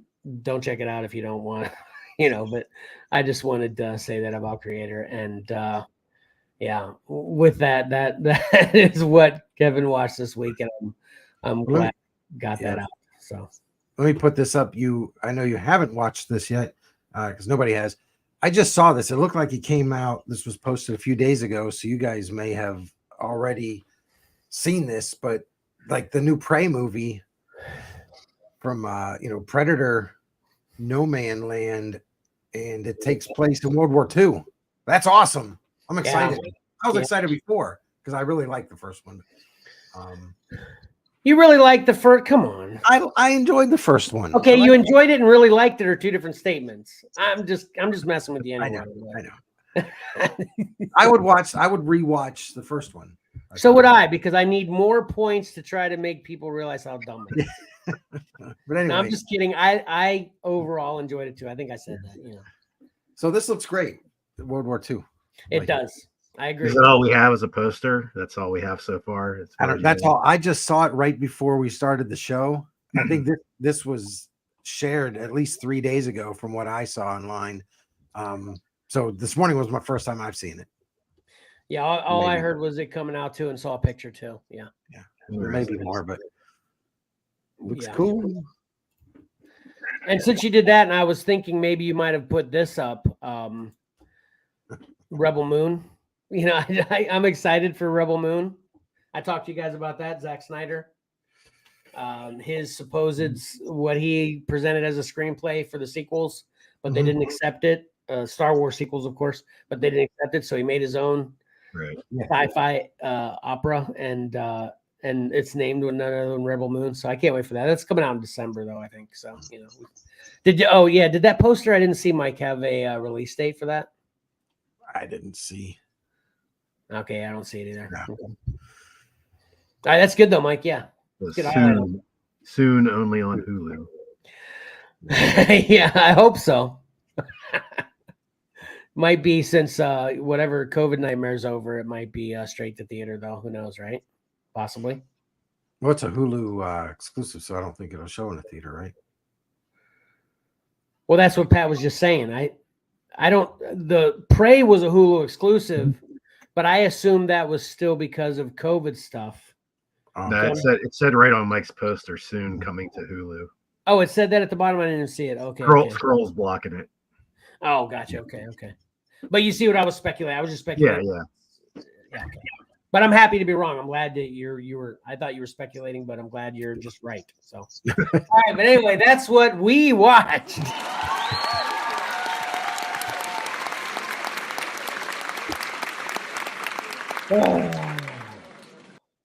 Then when I get passionate, it exhausts me. You ready to take over, Mike? Yeah. Okay, good.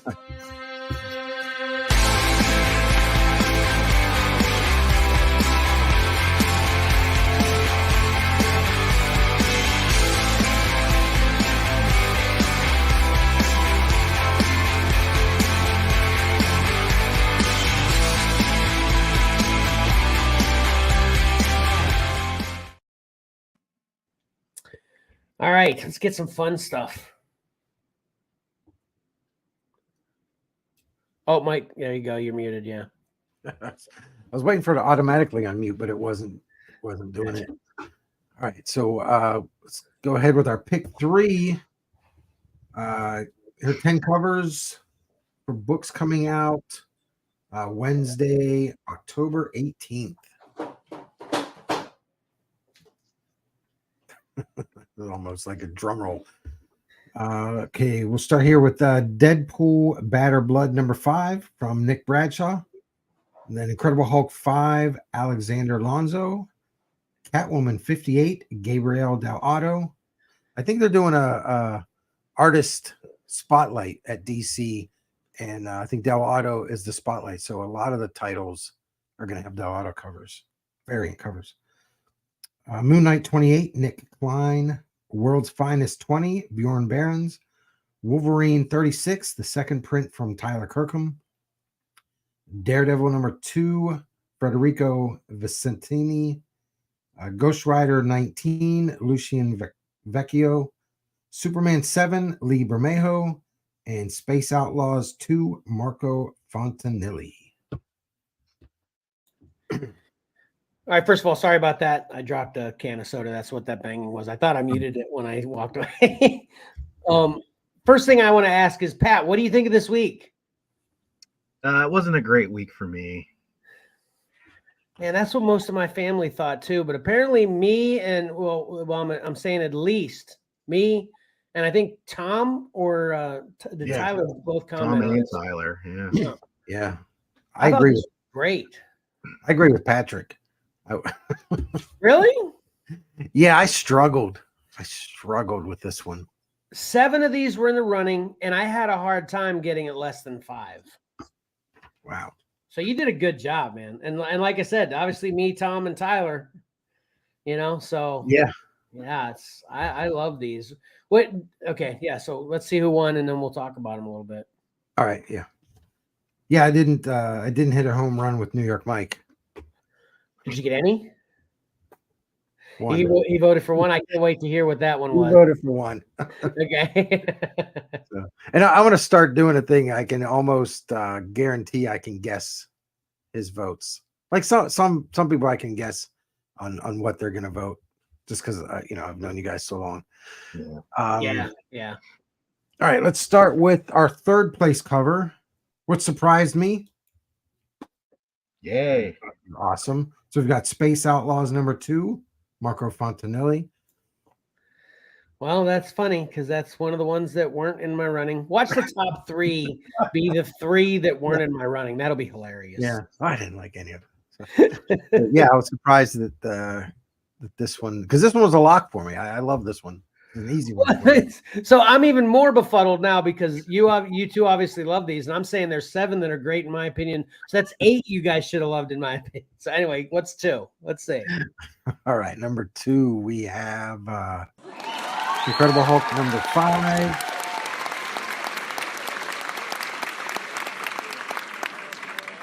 Alexander Alonso. Yeah, this was so cool. Yeah, I love that one. I voted for that one, definitely. I mean, if you're gonna make the Hulk look big, stick him in a box that's too small for him. Right. Pat, what say you about this one? Yeah, this was my final shave off my list. The only nick against it I had it's sort of a redux of the Steranko famous Hulk cover. Mm-hmm. But why is that a nick though? I thought that made it cooler to me. Yeah. Okay. Oh, I almost hit the wrong one. All right, and number 1, this did not surprise me. Hold on, let me see if I can nail this. Okay, ready?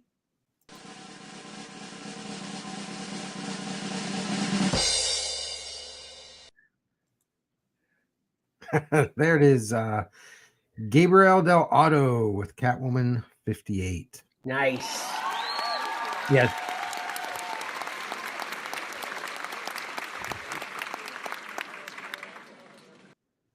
As soon as I saw that when I wrote it down, I was like, that's gonna win.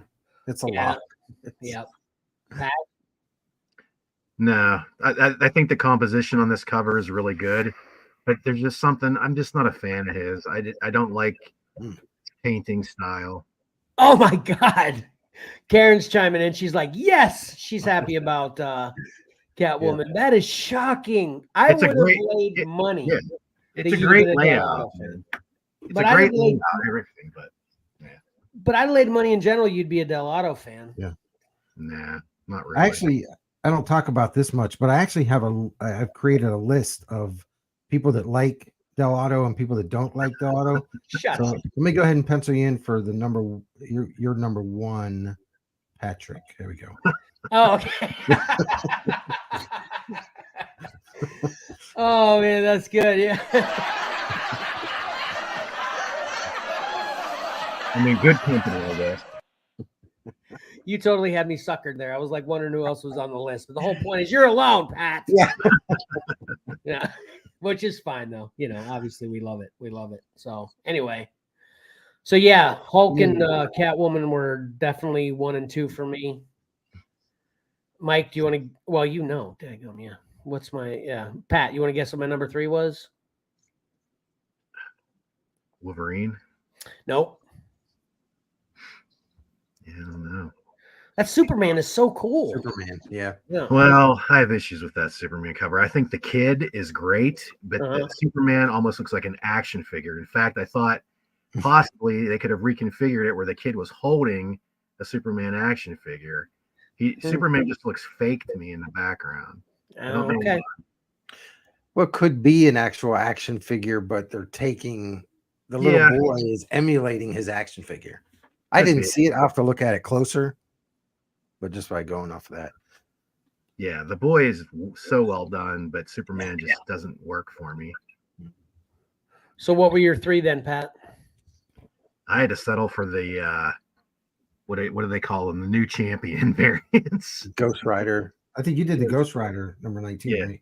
Ghost Rider and Deadpool, which the Ghost Rider is much better. I like the Ghost Rider much better than the Deadpool for some reason. I think it's goofy, but the Ghost Rider is well done, and the little girl Ghost Rider looks techno cool. But my number 1 pick by far was the Space Outlaws cover this week. Mm-hmm. Yeah, I voted for the Ghost Rider as well. I like that one. I love that we're friends. I love that we're friends, because the 3 that weren't in the running for me were Space Outlaws, Deadpool, and Ghost Rider. All the rest were in the running for me. I'll tell you, I didn't like the cover for Space Outlaws #1, but I really, really like this one. Okay. Yeah, I didn't like the Moon Knight or the Daredevil.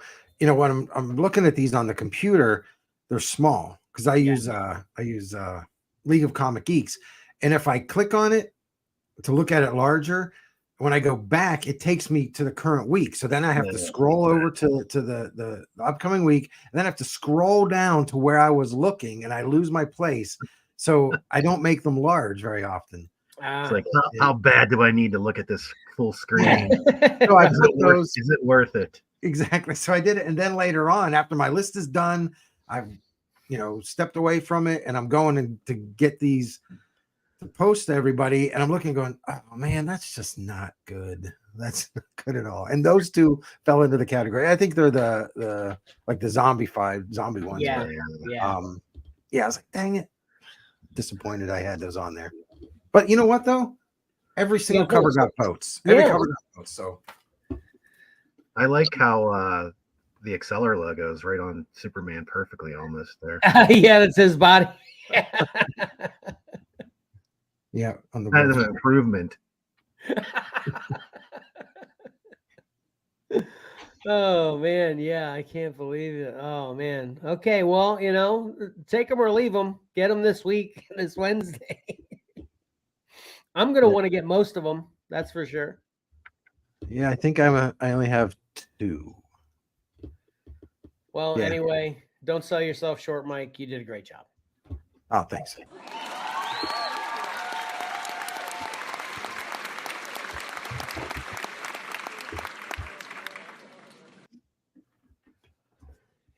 I'm looking for you. Hopefully, you review Space Outlaw again. Yeah, I did #1. I've got to get #2 because I failed to order those, and I figured I would order it through Gateway, but they didn't have any extras, so I've got to track a copy down. But yeah, I'll definitely review that one. Okay. Yeah. Speaking of reviews.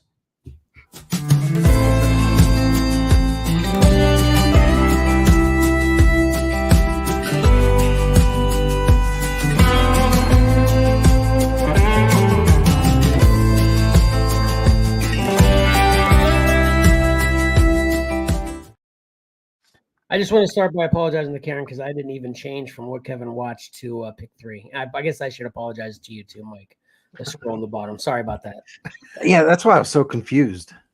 Okay, got it. My vision's so bad and so messed up. My whole screen's blurry. I can't see anything.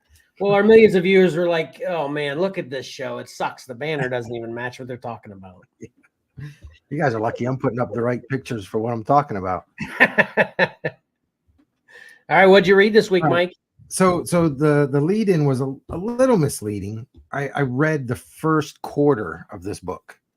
And then I ran out of time. I fully intended to get up early this morning and finish it, but I didn't. So this is based off of what I read and what I saw on the pages that I looked through. Okay. You guys deleting. Hold on. You keep moving my picture. All right. I made sure that I stopped by the store because I really wanted to read this and talk about Cap Wolf and the Howling Commandos #1.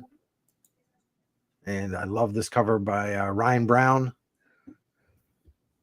Let's see. And I got this cover from Mark. Anyway, so this is 1 of 4, written by Stephanie Phillips. The artist is Carlos Magno, and the Ryan Brown covers. I got the Gary Frank cover for the B cover, and I was hoping that he would do.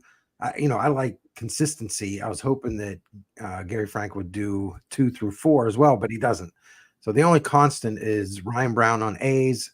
The rest of the series gets variant covers. So for somebody that likes themes, it's kind of disappointing. But so basically we've got this takes place during World War II, and Cap joins forces with Nick Fury and the Howling Commandos. So we've got our traditional Nick Fury from years ago, that not the Ultimate Nick Fury, or like the Samuel Jackson Nick Fury. And there's a new bunker is discovered that's called the Wolf's Lair, and that's so basically you got to guess who's sent in to infiltrate that bunker, because the U.S. has failed numerous times to do so. So now they're going to be sending in Captain America and the Howling Commandos, and that's as far as I got. Okay. Now I've got some interiors. The artwork is fantastic. I absolutely love the artwork. It's so dark and moody at parts. Cap looks great. Howling Commandos look great, and of course, I love that shot of Cap right there. So for the art alone, this is worth it. But I think Stephanie Phillips has done a good job on getting my interest just through the first quarter of the book. And then of course the werewolves. I'm a sucker for werewolves. So yeah. But I saved the last page. You guys can check that out whenever you get it and read it. So this is a get it. Just based on that. Okay. I can't wait to read this. Yeah, I should have made it a point to get to the store this past week to grab it as well.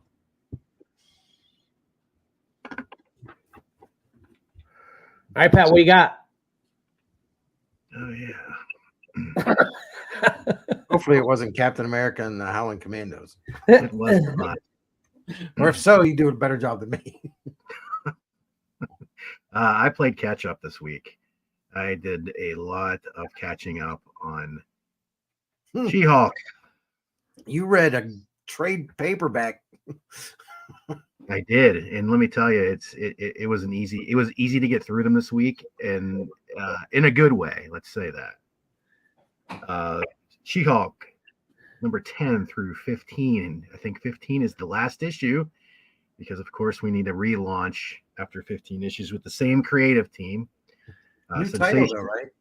Sensational She-Hulk, yes. Written by Rainbow Rowell, issue 10 by Takashi Mikazawa, and 11 through 15 by Andres Genele. And I have to say, this guy surprised. I don't know if I was familiar with him at all from before, but I really like his artwork. He's very solid and a good storyteller. He's not flashy. He's not, he might be under a lot of people's radar, but boy, I was impressed. And of course, we got 6 great covers here by Jen Bartel. Yeah, those all are pretty awesome. Yeah. And if nobody's noticed, Jen Bartel's doing a different corner box for every issue, holding up the old Marvel tradition there that doesn't seem to ever be able to catch back on, but she's doing it. Huh, I didn't notice that. Yeah, that is cool. Yeah. So number 10 deals with the fallout from the first story arc of the book, where a scientist was trying to steal She-Hulk's blood, and it also deals with her relationship with Jack of Hearts, who's come back into her life, because they've had sort of an interconnected story, because Jack of Hearts absorbs radiation, and he could potentially kill She-Hulk by siphoning off all of her gamma radiation. So it's sort of this thing where they're attracted to each other, but should they be together? So they're trying to figure that. They're trying to figure their relationship out, but they start like drifting apart because they're not sure if they should be together because of their power difficulties. 11 through 15 starts the new story arc dealing with Jen. She's starting up this fight club, with Volcana, The Thing, Luke Cage. It's just sort of a thing where they can work out their frustrations and talk. And it also deals with her job as a lawyer, which she was hired by this new firm where she was told no superhero clients, but now her boss is flip-flopped on that because there doesn't seem to be anybody that wants to take them on. So Jen is doing the superhero client thing. And the big story arc thing here is that she starts assisting the Fantastic Four, helping them out. As a past member of the Fantastic Four, she has a good relationship with them. They're dealing with this classified mission where a thief is stealing these bomb components. It turns out the thief, you see him there on the cover for 14. His name is the Scoundrel. Not a real original name there, but it suits him. He's this. He has invulnerability. He attained it through some kind of magic means, and he's actually a pretty good match for She-Hulk. He ends up, outsmarting or, tricking her in getting away multiple times with these parts for the bomb.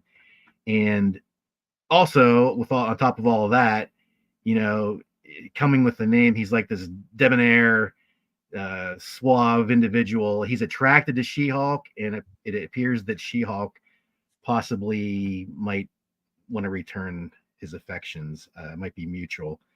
But in the end, towards the end of these issues, she discovers that the Scoundrel was working for an alien who has a grudge against the Fantastic Four, who wanted to blow up a portion of Manhattan, and he has set up this bomb. And She-Hulk, along with the help of her Fight Club fellow Fight Club members and Jack of Hearts, ends up coming back into the picture, sort of saving the day, because the bomb does go off, but Jack of Hearts can absorb, all this radiation, so he absorbs it, sort of saves the day. That's basically it. These 6 issues are basically, whether you like it or not. I know it's not for everyone, but it's basically what I'm going to say. It's a rom-com. It's a romantic comedy comic book. If you don't want to read anything about relationships, this is not the book for you. I'm fine with it. It's light. It's fun. I think it's reasonably well written. I don't have any complaints with Rainbow Rowell's writing here. I think she gets the characters, and I like She-Hulk. I like Jack of Hearts. I like the supporting characters. I was going to ask, what do you think the percentage is between, all the rom-com you're talking about versus the action story you told? What's the it depends. Say issue maybe 11. One of these issues was basically just She-Hulk and Jack of Hearts basically talking the whole issue, and I believe me, I know that's not for everyone, but it in the terms of the story, it was well done. And I don't know if it was because I read them all boom boom boom.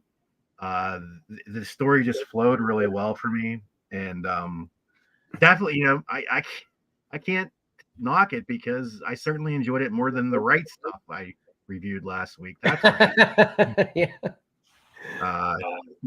Definitely a more modern storytelling, but again, boy, I know this isn't for everyone. And I do think this second half of this series, these issues I read here, were a lot stronger than the first 9 issues. I felt like the first 9 probably sort of skewed too closely to the She-Hulk series, especially with the whole plot of stealing blood and her getting back into lawyering and the superhero clients. It seemed like, they're kind of the same deal, and I don't know if people necessarily want that. So yeah, this shift in issues 10 through 15 was definitely welcomed. And like I said, read really well for me. I enjoyed it. A definite get it for me. But if you don't want any romance in your comics, it's probably one to definitely avoid.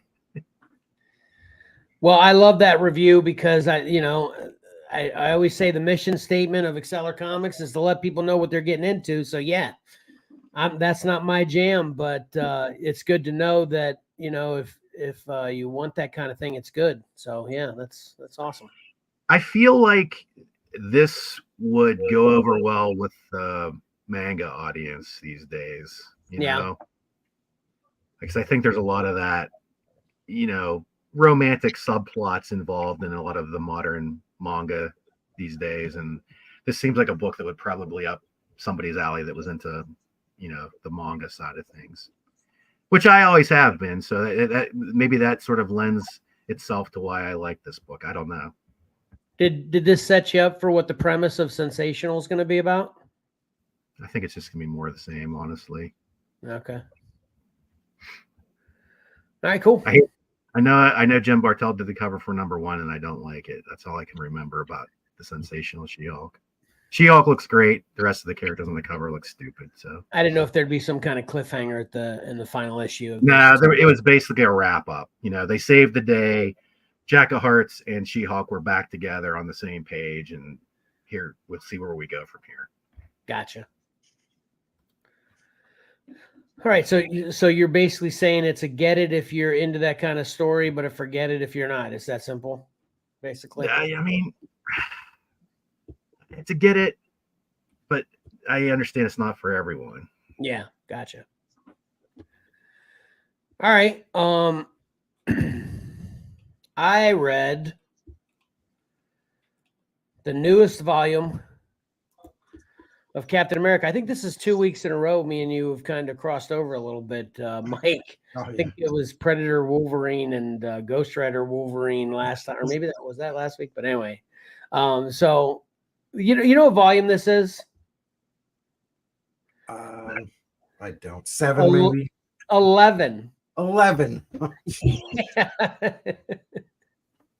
This is volume 11. I actually didn't get this cover either. The only one I got in my box is probably the cover I like the least. The cover artist, Matt Hollingsworth. It's just got Cap walking around in his suit carrying sandbags. It's I don't know if you know that cover. Maybe if I had a picture of that'd been good. But anyway, I like this cover, so I wish I had this one. Although I did get the foil Care Andrews variant, which I love. So I read the one that I don't like the cover, and I'm going to keep that foil Care Andrews, pristine. I love that one. But anyway, so this is Captain America Volume 11 by J. Michael Straczynski, and artist is Jesus Saez. Say it. How do you say that? Yeah, that sounds right. I don't know. Okay. And this story actually that takes place in this issue is actually called Beginnings, which is completely appropriate. Because this kind of revisits how Steve Rogers becomes Captain America, as if we need that retold. But I will defend it in saying that there's a different play on it, and basically, it's obviously kind of the same story. But every time we see the same story, we kind of see the specific plot points they need us to know, to kind of show how honorable and, how much heart Steve has when he's a weakling and stuff like that. But so this one kind of tells the same story, but different scenes of Steve's life as a child to essentially give you the same impression. But at least, like I said, to defend, even though it's a story retold, it's been told so many times, it does give you a different take on it. So, which I actually enjoyed. So it's good. And this issue goes back and forth too. I actually didn't. So the back that it goes, I just explained. The fourth, I didn't care so much about. So what happens in modern day, it goes back and forth between, his origins and then to modern day. And in the modern day, Steve is living in the apartment complex that his parents lived in when he was a boy, that obviously he has great memories of in their past, but so he's kind of living this humble life. And then they decide they're going to sell this apartment complex to, kind of tear down and build something else. And Steve doesn't want that to happen. So he reaches out to Tony Stark he actually says to get an advance on his Avengers pay. I really want to know what his Avengers pay is. That'd be kind of Pat, and Mike for that matter. But I'm just going with Pat on this one. Have you ever heard about any Avengers pay? Like what it would be like? Do they make six figures or millions, or what do they make, Pat? Do you have any idea?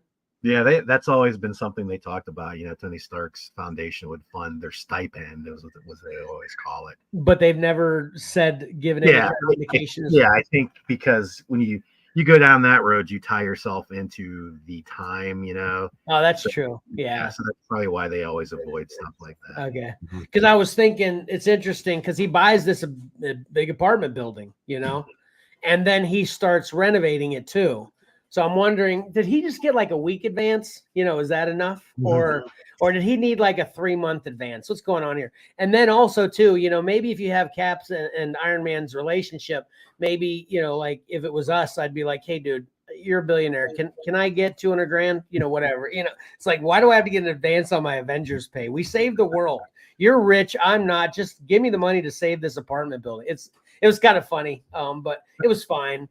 But I didn't really enjoy that part of the story too much because that's literally all it plays on. That they, you know, this building's being torn down. He bought it. He's renovating it. The enjoyable part of the story to me was kind of the different take on the classic story of how he becomes Captain America. And then that's kind of, this issue actually ends with us actually young Steve's first experience with, you know, Nazis. And he is actually Captain America. So I'd assume in Captain America #2, it's going to continue this kind of new take on the origin story as to how he becomes Cap. But, you know, it's fine. I would definitely say if you're a Captain America fan to get it. I don't know if it's a must-have yet. You know, time will tell. I'll keep reading it until, you know, until I find a reason to otherwise read it or not read it. But, you know, if you're not a Cap fan, I don't think this is a big get it. I mean, it's good enough, but I don't think it's anything special for non-Cap fans. So, you know. Yeah, I was looking forward to this because you know, with the cover there, you see, you know, a young Steve Rogers, and it kind of years ago, it was probably 2015, maybe there was it Rick Remender and John Romita Jr. had started a new Cap series, and I really liked that because it went back and it showed a younger Steve Rogers. So when I saw this, I was like, oh, okay, that's going to be great. But then when I started reading it, yeah, he's, you know, he called Tony Stark for an advance. Like, really? Come on. I know you got money. Captain America has the money. Sorry. Say it again. I talked over you. Captain America has the money. He doesn't need to go borrowing it or getting an advance. And then he's just like you know, he's working with a circular saw and fixing up this apartment thing. And I was like, okay, I'm bored with this, but I'll get back to it, I guess. Okay. Yeah, I didn't get that feel at all. I totally buy the fact that Cap's broke. Just because he doesn't really, you know, that's obviously not his focus, and he doesn't have a job. So aside from Avengers money, where's he getting money to have money to buy? I don't know. I never thought about it until then. That made me think about Captain America and money, and I don't want to think about Captain America and money. That's not a problem he should have. That's true. That is true. I agree with that part of it. But what I was going to say is I would say 75% of this book is past Cap. You know, Steve Rogers, not Cap yet. 75% of this Steve Rogers pre-Cap. 25% of it just deals with the modern stuff with him buying the apartment. So I was fine with that, you know, differential, whatever you want to call it. You know? I'm sure if I turned to the page one more, I'd get to and kept reading, I'd probably get into it. Maybe, yeah. I'll let you know where it goes in the future to advise you whether you should be grabbing it or not. Well, I bought this for Mark, so I'll go back and I'll finish reading it because I'm picking this series up for him. All right, cool. Have you seen the Carrie Andrews variant? Is that the one you shared with me? I love Carrie Andrews art, so I'll probably. Oh no, I shared a facsimile of Incredible Hulk 181 with you, I think. Oh. Either way, I'll look for it. I like Carrie. I took a picture of it. I should probably have it on the show. That's my thing. I'm just going to always talk about pictures I should have. I don't. But let's get to so anyway, that's it for the get it or forget it. Mike is a get it. Pat's a get it if you like that, and I'm a get it if you like Cap. And I didn't intend that to rhyme, but it was kind of cool, right?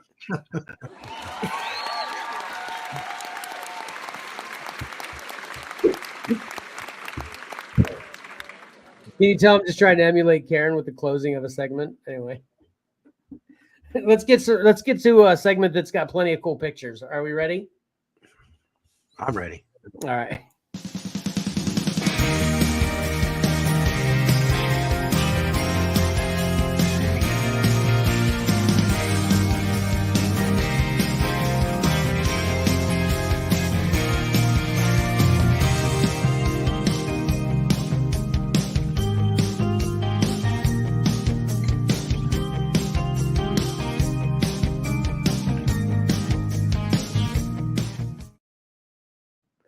No pressure, Pat. No pressure. Plenty of cool pictures. Better be inbound.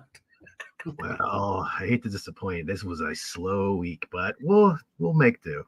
Okay.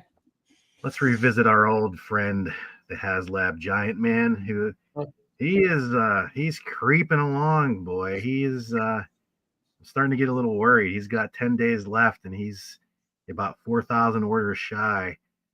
He did pick up some steam this week because this weekend is New York Comic Con, and they had some in-hand. Well, they have them on display there, an actual, I guess, prototype, and a lot of people are coming away pretty impressed with them. But it's only picked up maybe 1,000 orders in the last 2 days, so I've been reading a lot of people disappointed with it. I mean, not with the product itself, just that this was the choice for the new HasLab. Okay. Yeah. So I don't know. It's getting down there, and we'll see if it makes it. Might be 2 Marvel HasLabs in a row that fail. What was the last one? The Engine of Vengeance Ghost Rider car. Oh, right. Yeah. Let's talk about another crowdfunding. This one, I'm not familiar with this because I'm not a huge G.I. Joe fan, but this dropped Super 7. The G.I. Joe Reaction Cobra Mothership, $495. Oh my gosh. Wow. It's got 60 days to be backed. It's got some tiers to unlock. We'll take a look at it. I am not familiar with this from the show. I don't know. This is everything comes with the 2 gunners and a bunch of accessories, a bunch of stickers to put on there. Here we can start getting into the details of the ship. It's very interior detailed, lots of panels and hidden stuff, and it's got a light up feature on the bottom. The lights all light up there. There's another picture of the interior as a whole. These are the stretch goals. I didn't spend a whole lot. I didn't give them individual pictures here, but the early funding gets 2 soldiers with Cobra parachutes, not the figures. You already get the figures, so you get the parachutes for them if you're one of the early funders. And then there's tiers with extra stickers and turrets and trouble bubbles in this tier 2, and finally tier 3 is a Viper officer. And this leads into sort of a unique thing. They're offering these 5 packs of Viper soldiers, Cobra Vipers, and you notice there's 2 of them there, and at first glance you might not notice the difference. It's very hard to tell. But one is a traditional reaction like Super 7's been doing, 5 points of articulation. The other pack is the O-ring pack, which is how G.I. Joes in the 3 3/4 inch were traditionally manufactured, where the legs and the arms have hooks and they hook into the O-ring. It's inside the torso, which gives them more articulation. They can, basically rotate their arms 360 degrees the whole way around. This was always reserved, this was a Hasbro thing. And that was sort of the line they drew in the sand. Super 7 could do G.I. Joe figures, but they'd have to be in the 5 points of articulation standard action figure form. They never were using that O-ring Hasbro had done, in the 80s. So this is sort of a, weird thing.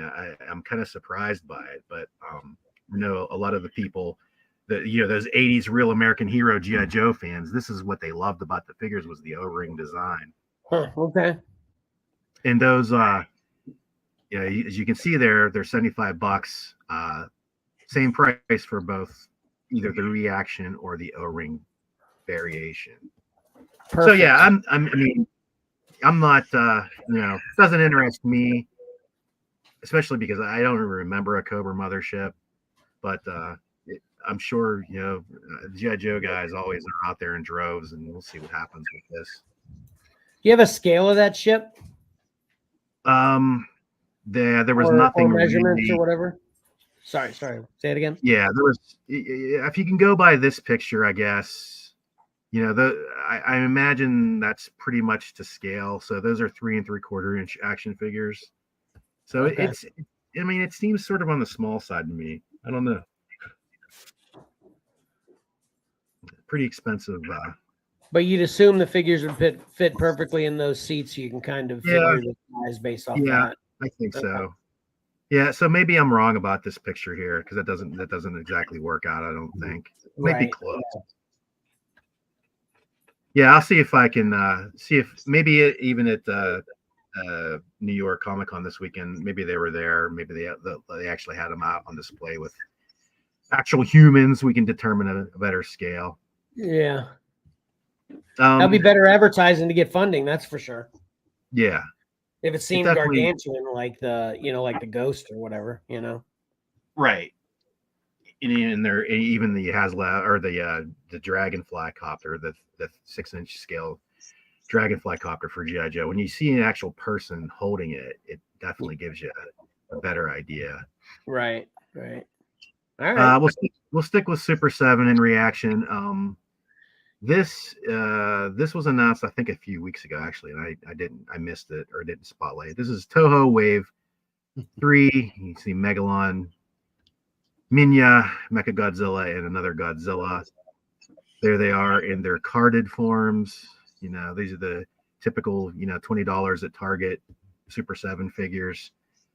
But what's not typical to Target that was sort of found out this week is a series of blind box Godzilla figures. Here they are here. They're just basically variants. They are $15, which I wish I feel like they should have been a little cheaper. If the carded figures are $20 and you're paying a lot, you're basically paying for a nice card and have them on the card. I feel like these blind boxes should have been a little cheaper. The kicker here is that the ratios per case, I think there's 15 per case. You only get 1 Mechagodzilla per case, which he's a chase figure, which is annoying. Luckily, there's been some fellows out there who have bought full cases and went about weighing the boxes, and you can actually go by the weights of the boxes. And so the two Godzillas basically weigh the same amount. They're slightly different, probably because of the different plastics. The translucent, glittery plastic might weigh less, but Mechagodzilla is a little bit lighter, determinably lighter, and the Jet Jaguars are way lighter. Actually, I've been to the store, and it almost feels like there's nothing in the Jet Jaguar boxes. They're so light. So this leads me to this picture, which is Marvel Studios minifigures, and we see Jay's Brick blog here has come out with a weight guide. So somebody is going into trouble to weigh all these minifigures because now, as I've talked in the past, they're no longer coming in bags. And I sort of I was a novice bag susser. I could work my way around and find certain accessories and figure out a lot of the times who I wanted in the bags. But when they sort of went to they went away from plastic, I guess, and they decided to go for boxes. These are in boxes, and somebody here has taken the time to weigh all the boxes, and you can see some of them are very close. Some of them are dead on, and you always have the problem too where sometimes you might get an extra piece here or there in a minifigure, so that might file things up. But here you can go into your blind box madness a little more prepared, especially if you go out and buy one of these babies, which I did this week. That's awesome. because I think the blind box experience is unfair. I don't. I think you go in with every advantage you can, and I'm going to start doing this. Yeah. That's great. I can't. agree. So Yeah. funny. Go through the effort to weigh all those when you think about it, but then holy cow, that's great information. So, it used to be a lot of times in the past, people would try, and they ultimately would always fail to decipher the codes on the bags for Lego minifigures, but it never seemed to pan out. They never seemed to correlate with, the actual production. Some companies like Mega Blocks, Mega Bricks, they did have codes where, you could go by the code and be assured that you'd get the figure, but Lego has never been, on that, same deal. So this is pretty neat. I like, I'd like to have the Beast, and it turns out he's the same way as She-Hulk and Wolverine, basically. But I wouldn't be unhappy if I got any of those guys. But I feel like part of me here, my thinking was these might go on clearance at some point, but what are the chances I'm going to get that Mecha Godzilla? So I'm going to be trying to find me a Mecha Godzilla out there, at least. Very interesting. Yeah, that's definitely a conundrum. It's like, yeah, I've moved away from getting packs a while ago because it's just getting what you want. It seems so hard. Yeah, but this is great. I guess I'm concurring with you, Pat. You need every advantage you can get. Yeah. Yeah. Especially with these ones being $15. Jeez. Right. And you go in, get the same one 3 times in a row, potentially, 3 or 4 times in a row. Yeah. It stinks. Yeah. Well, this is the perfect example on when you put a roadblock in front of people, someone out there will find a way around it. Yeah. Right. And that's just the genius of people that are out there. The blind box, there's your roadblock, and people have found a way around it. And it's just it's fantastic. I love it. All right. Maybe this is just as fantastic. I don't know. We'll do some McFarlane. There wasn't much. These are all Target exclusives. The Midnighter from the Authority. Yeah, I mean, he's never been a character that interests me. This is sort of interesting because they're doing an Alfred figure. He was previously only available if you bought the Batcave from McFarlane. He was he was a pack-in with the Batcave, so he's decoed a little different. All these re-releases in this Batman animated that are going to Target have sort of that cel-shaded animation detail, which I'm not always a fan of. But if you need an Alfred animated figure, here you go. Cool. And these are all 20, by the way. 20. He looks good too. He looks good. Yeah. He does look good. Lots of cool accessories that came with the Batcave Alfred. And I have one more, and I'm sad that Johnny's not here because we have. Oh man. So this one's for you, Johnny. Yeah. I may have reacted over you there. I don't know whether could people hear what you said, Pat? I'm sorry. Wave Rider for all Wave the Wave Rider, #1 fans out there. This is crazy. That is hilarious. I wish Johnny was here too, man. Well, he's obviously Johnny's theory on Wave Rider is it's got to be debunked right now, right? I mean, he acts like no one's a fan of Wave Rider. That's kind of his opinion. But obviously, here we go. We got an action figure. Soon to be on clearance at Target. Right. You better believe that if I find this in clearance, I'm grabbing it. Johnny's getting it for a birthday or Christmas or something. And finally, if you're looking for really nice Christmas gifts, we'll wrap it up with some Hot Toys, and we have Hera Syndulla from Ahsoka, and we'll basically just run through. I know some people aren't a fan of the way she looks in the show to begin with, let alone possibly her Hot Toys action figure. But I think she's pretty well done. Yeah, it's definitely spot on to exactly. I mean, it might as well be her. It's so perfect. But yeah, you got to like Hera the way she looked in the show to begin with to enjoy this. Yeah. I mean, yeah, Hot Toys is ridiculous. And look at that. That's insane. She is $260. Oh, jeez. And, I neglected, there was a shot of her. I thought I actually had it. That had her with Chopper because they're also putting out a Chopper. He's $250. Oh my gosh. He looks awesome, but I'll bet. I don't know. But yeah, like I said, unfortunately, there wasn't much this week. But try to do my best, and that's it for the Horizon this week. All right. Well, that sounds like you did a good job based on what you work with now. So, yeah.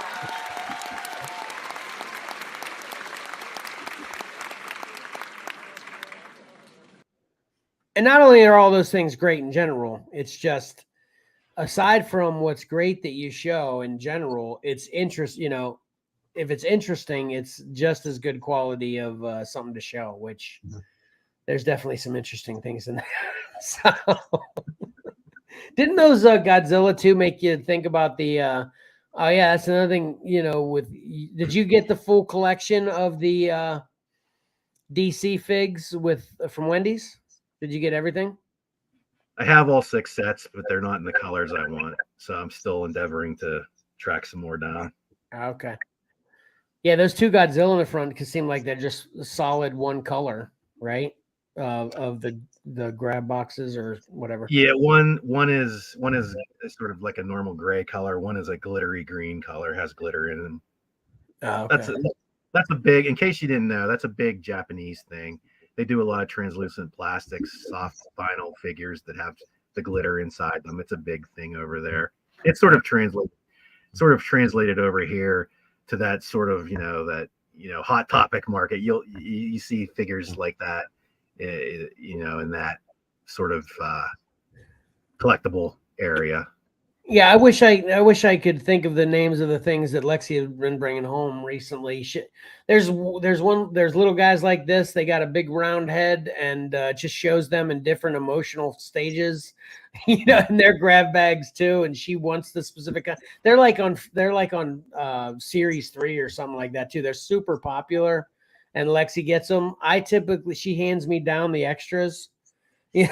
So I still have them too because they are cool looking. But man, when she just, and those, the grab boxes or whatever you call them now it's crazy. They're $10 each. And I'm like, geez, that's just throwing a 10. I'm going to go throw a 10 at a lottery ticket before I'm going to throw a 10 at a box that of a series of things that I only might want 1 or 2 of them, but so anyway, but it's all cool. It's all cool. I love all this stuff. Yeah. Very informative, Pat. Thank you. Yep. All right. You ready to wrap this up? Let's do it.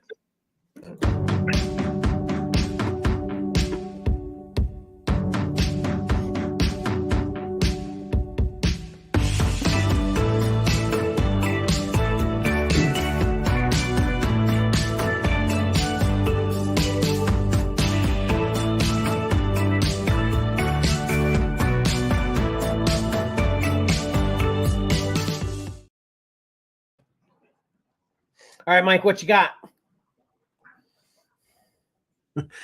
You got to go to.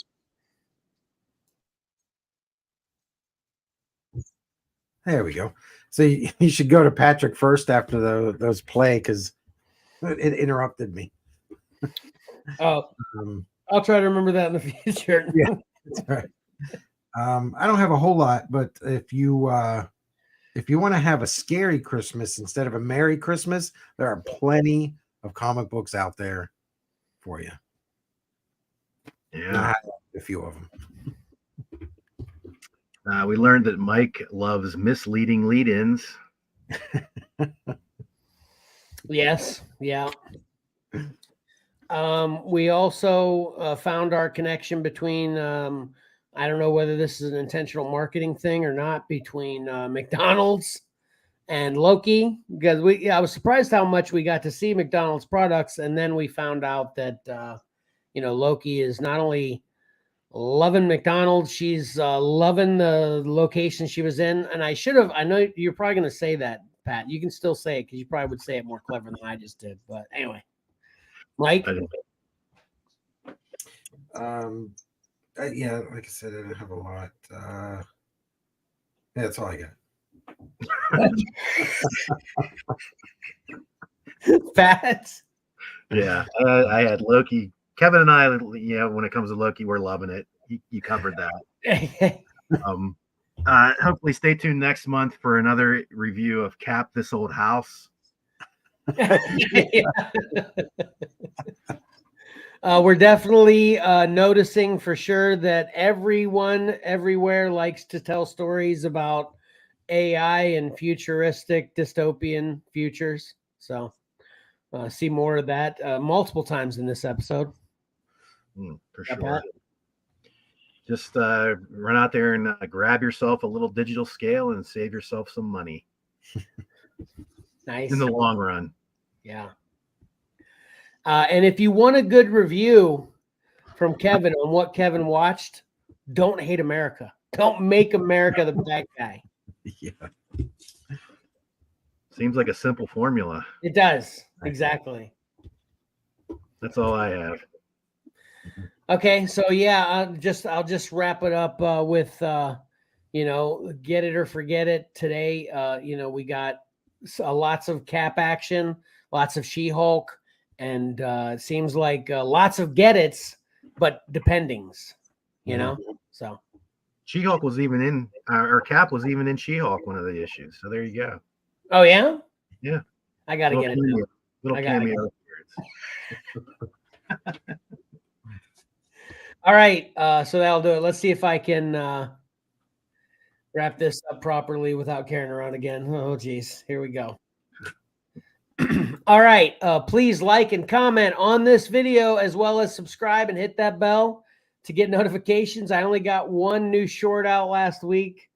Took a lot of work, but I'm working on getting better at it. So make sure, again, you hit that bell so you check out all of the drops besides for our regular shows, including, Cover Combat.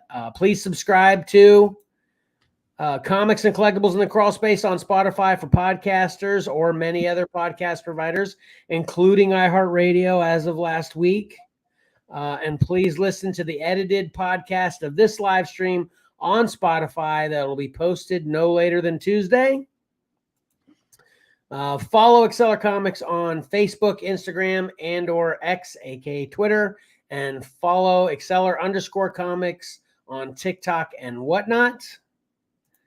Watch our shows on the Whatnot app.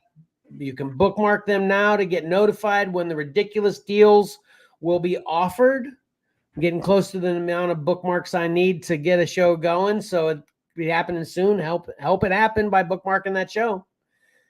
Then check out what we have to offer on eBay at Exceller_comics and on our website, XcellarComics.com. Got a couple new things last week.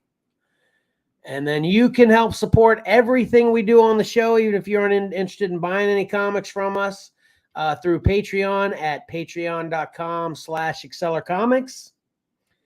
And then watch the next pre-recorded episode of Cover Combat 6 Round 2 that will post on Monday at 8 p.m. Eastern Standard Time.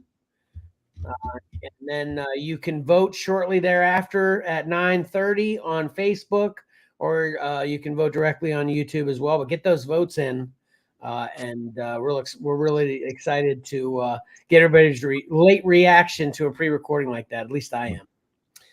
And then lastly, I got one other thing I want to say. Watch our next live stream on YouTube or Facebook next Saturday, October 21st at 9:30 a.m.-ish. And we're going to call that closer to 10, it seems to land, Eastern Standard Time. And what I wanted to bring up also to conclude today is the season finale is in 2 weeks. And I'm talking about Comics and Collectibles in the Crawl Space Season 3 finale. We decided that the finale was going to be our Exceller group get-together So it'll be a show where we'll all be in the same room, and we'll be doing that. If I'm not mistaken, that's the 28th then. So 2 weeks from today for the finale of season 3. And then we're going to make some changes going into season 4. So it should be exciting for multiple reasons. We're gonna actually make an appearance at a Comic-Con that we're gonna meet up with some fans. So we should have lots of interesting stuff inbound, and I'm excited to see where we go with season 4 and how the finale, which our number 1 listened to podcast ever, is an Exceller Group get together. So the finale is always, or the get-togethers are always interesting. So that's why I wanted to tie them into the finales of seasons. So stay tuned for that excitement inbound 2 weeks, so, right? Exactly. Yeah. Looking forward to that. Yeah, me too. Do you guys have anything else? Nope. That's it for this week. Yep. Okay. Thanks for stopping by, Karen and your grandpa. Appreciate everybody else checking out everything else we do. And until next time, don't forget, appreciating great art is awesome, and reading a great story is fun. So why not pick up a comic book and do both? Exceller out.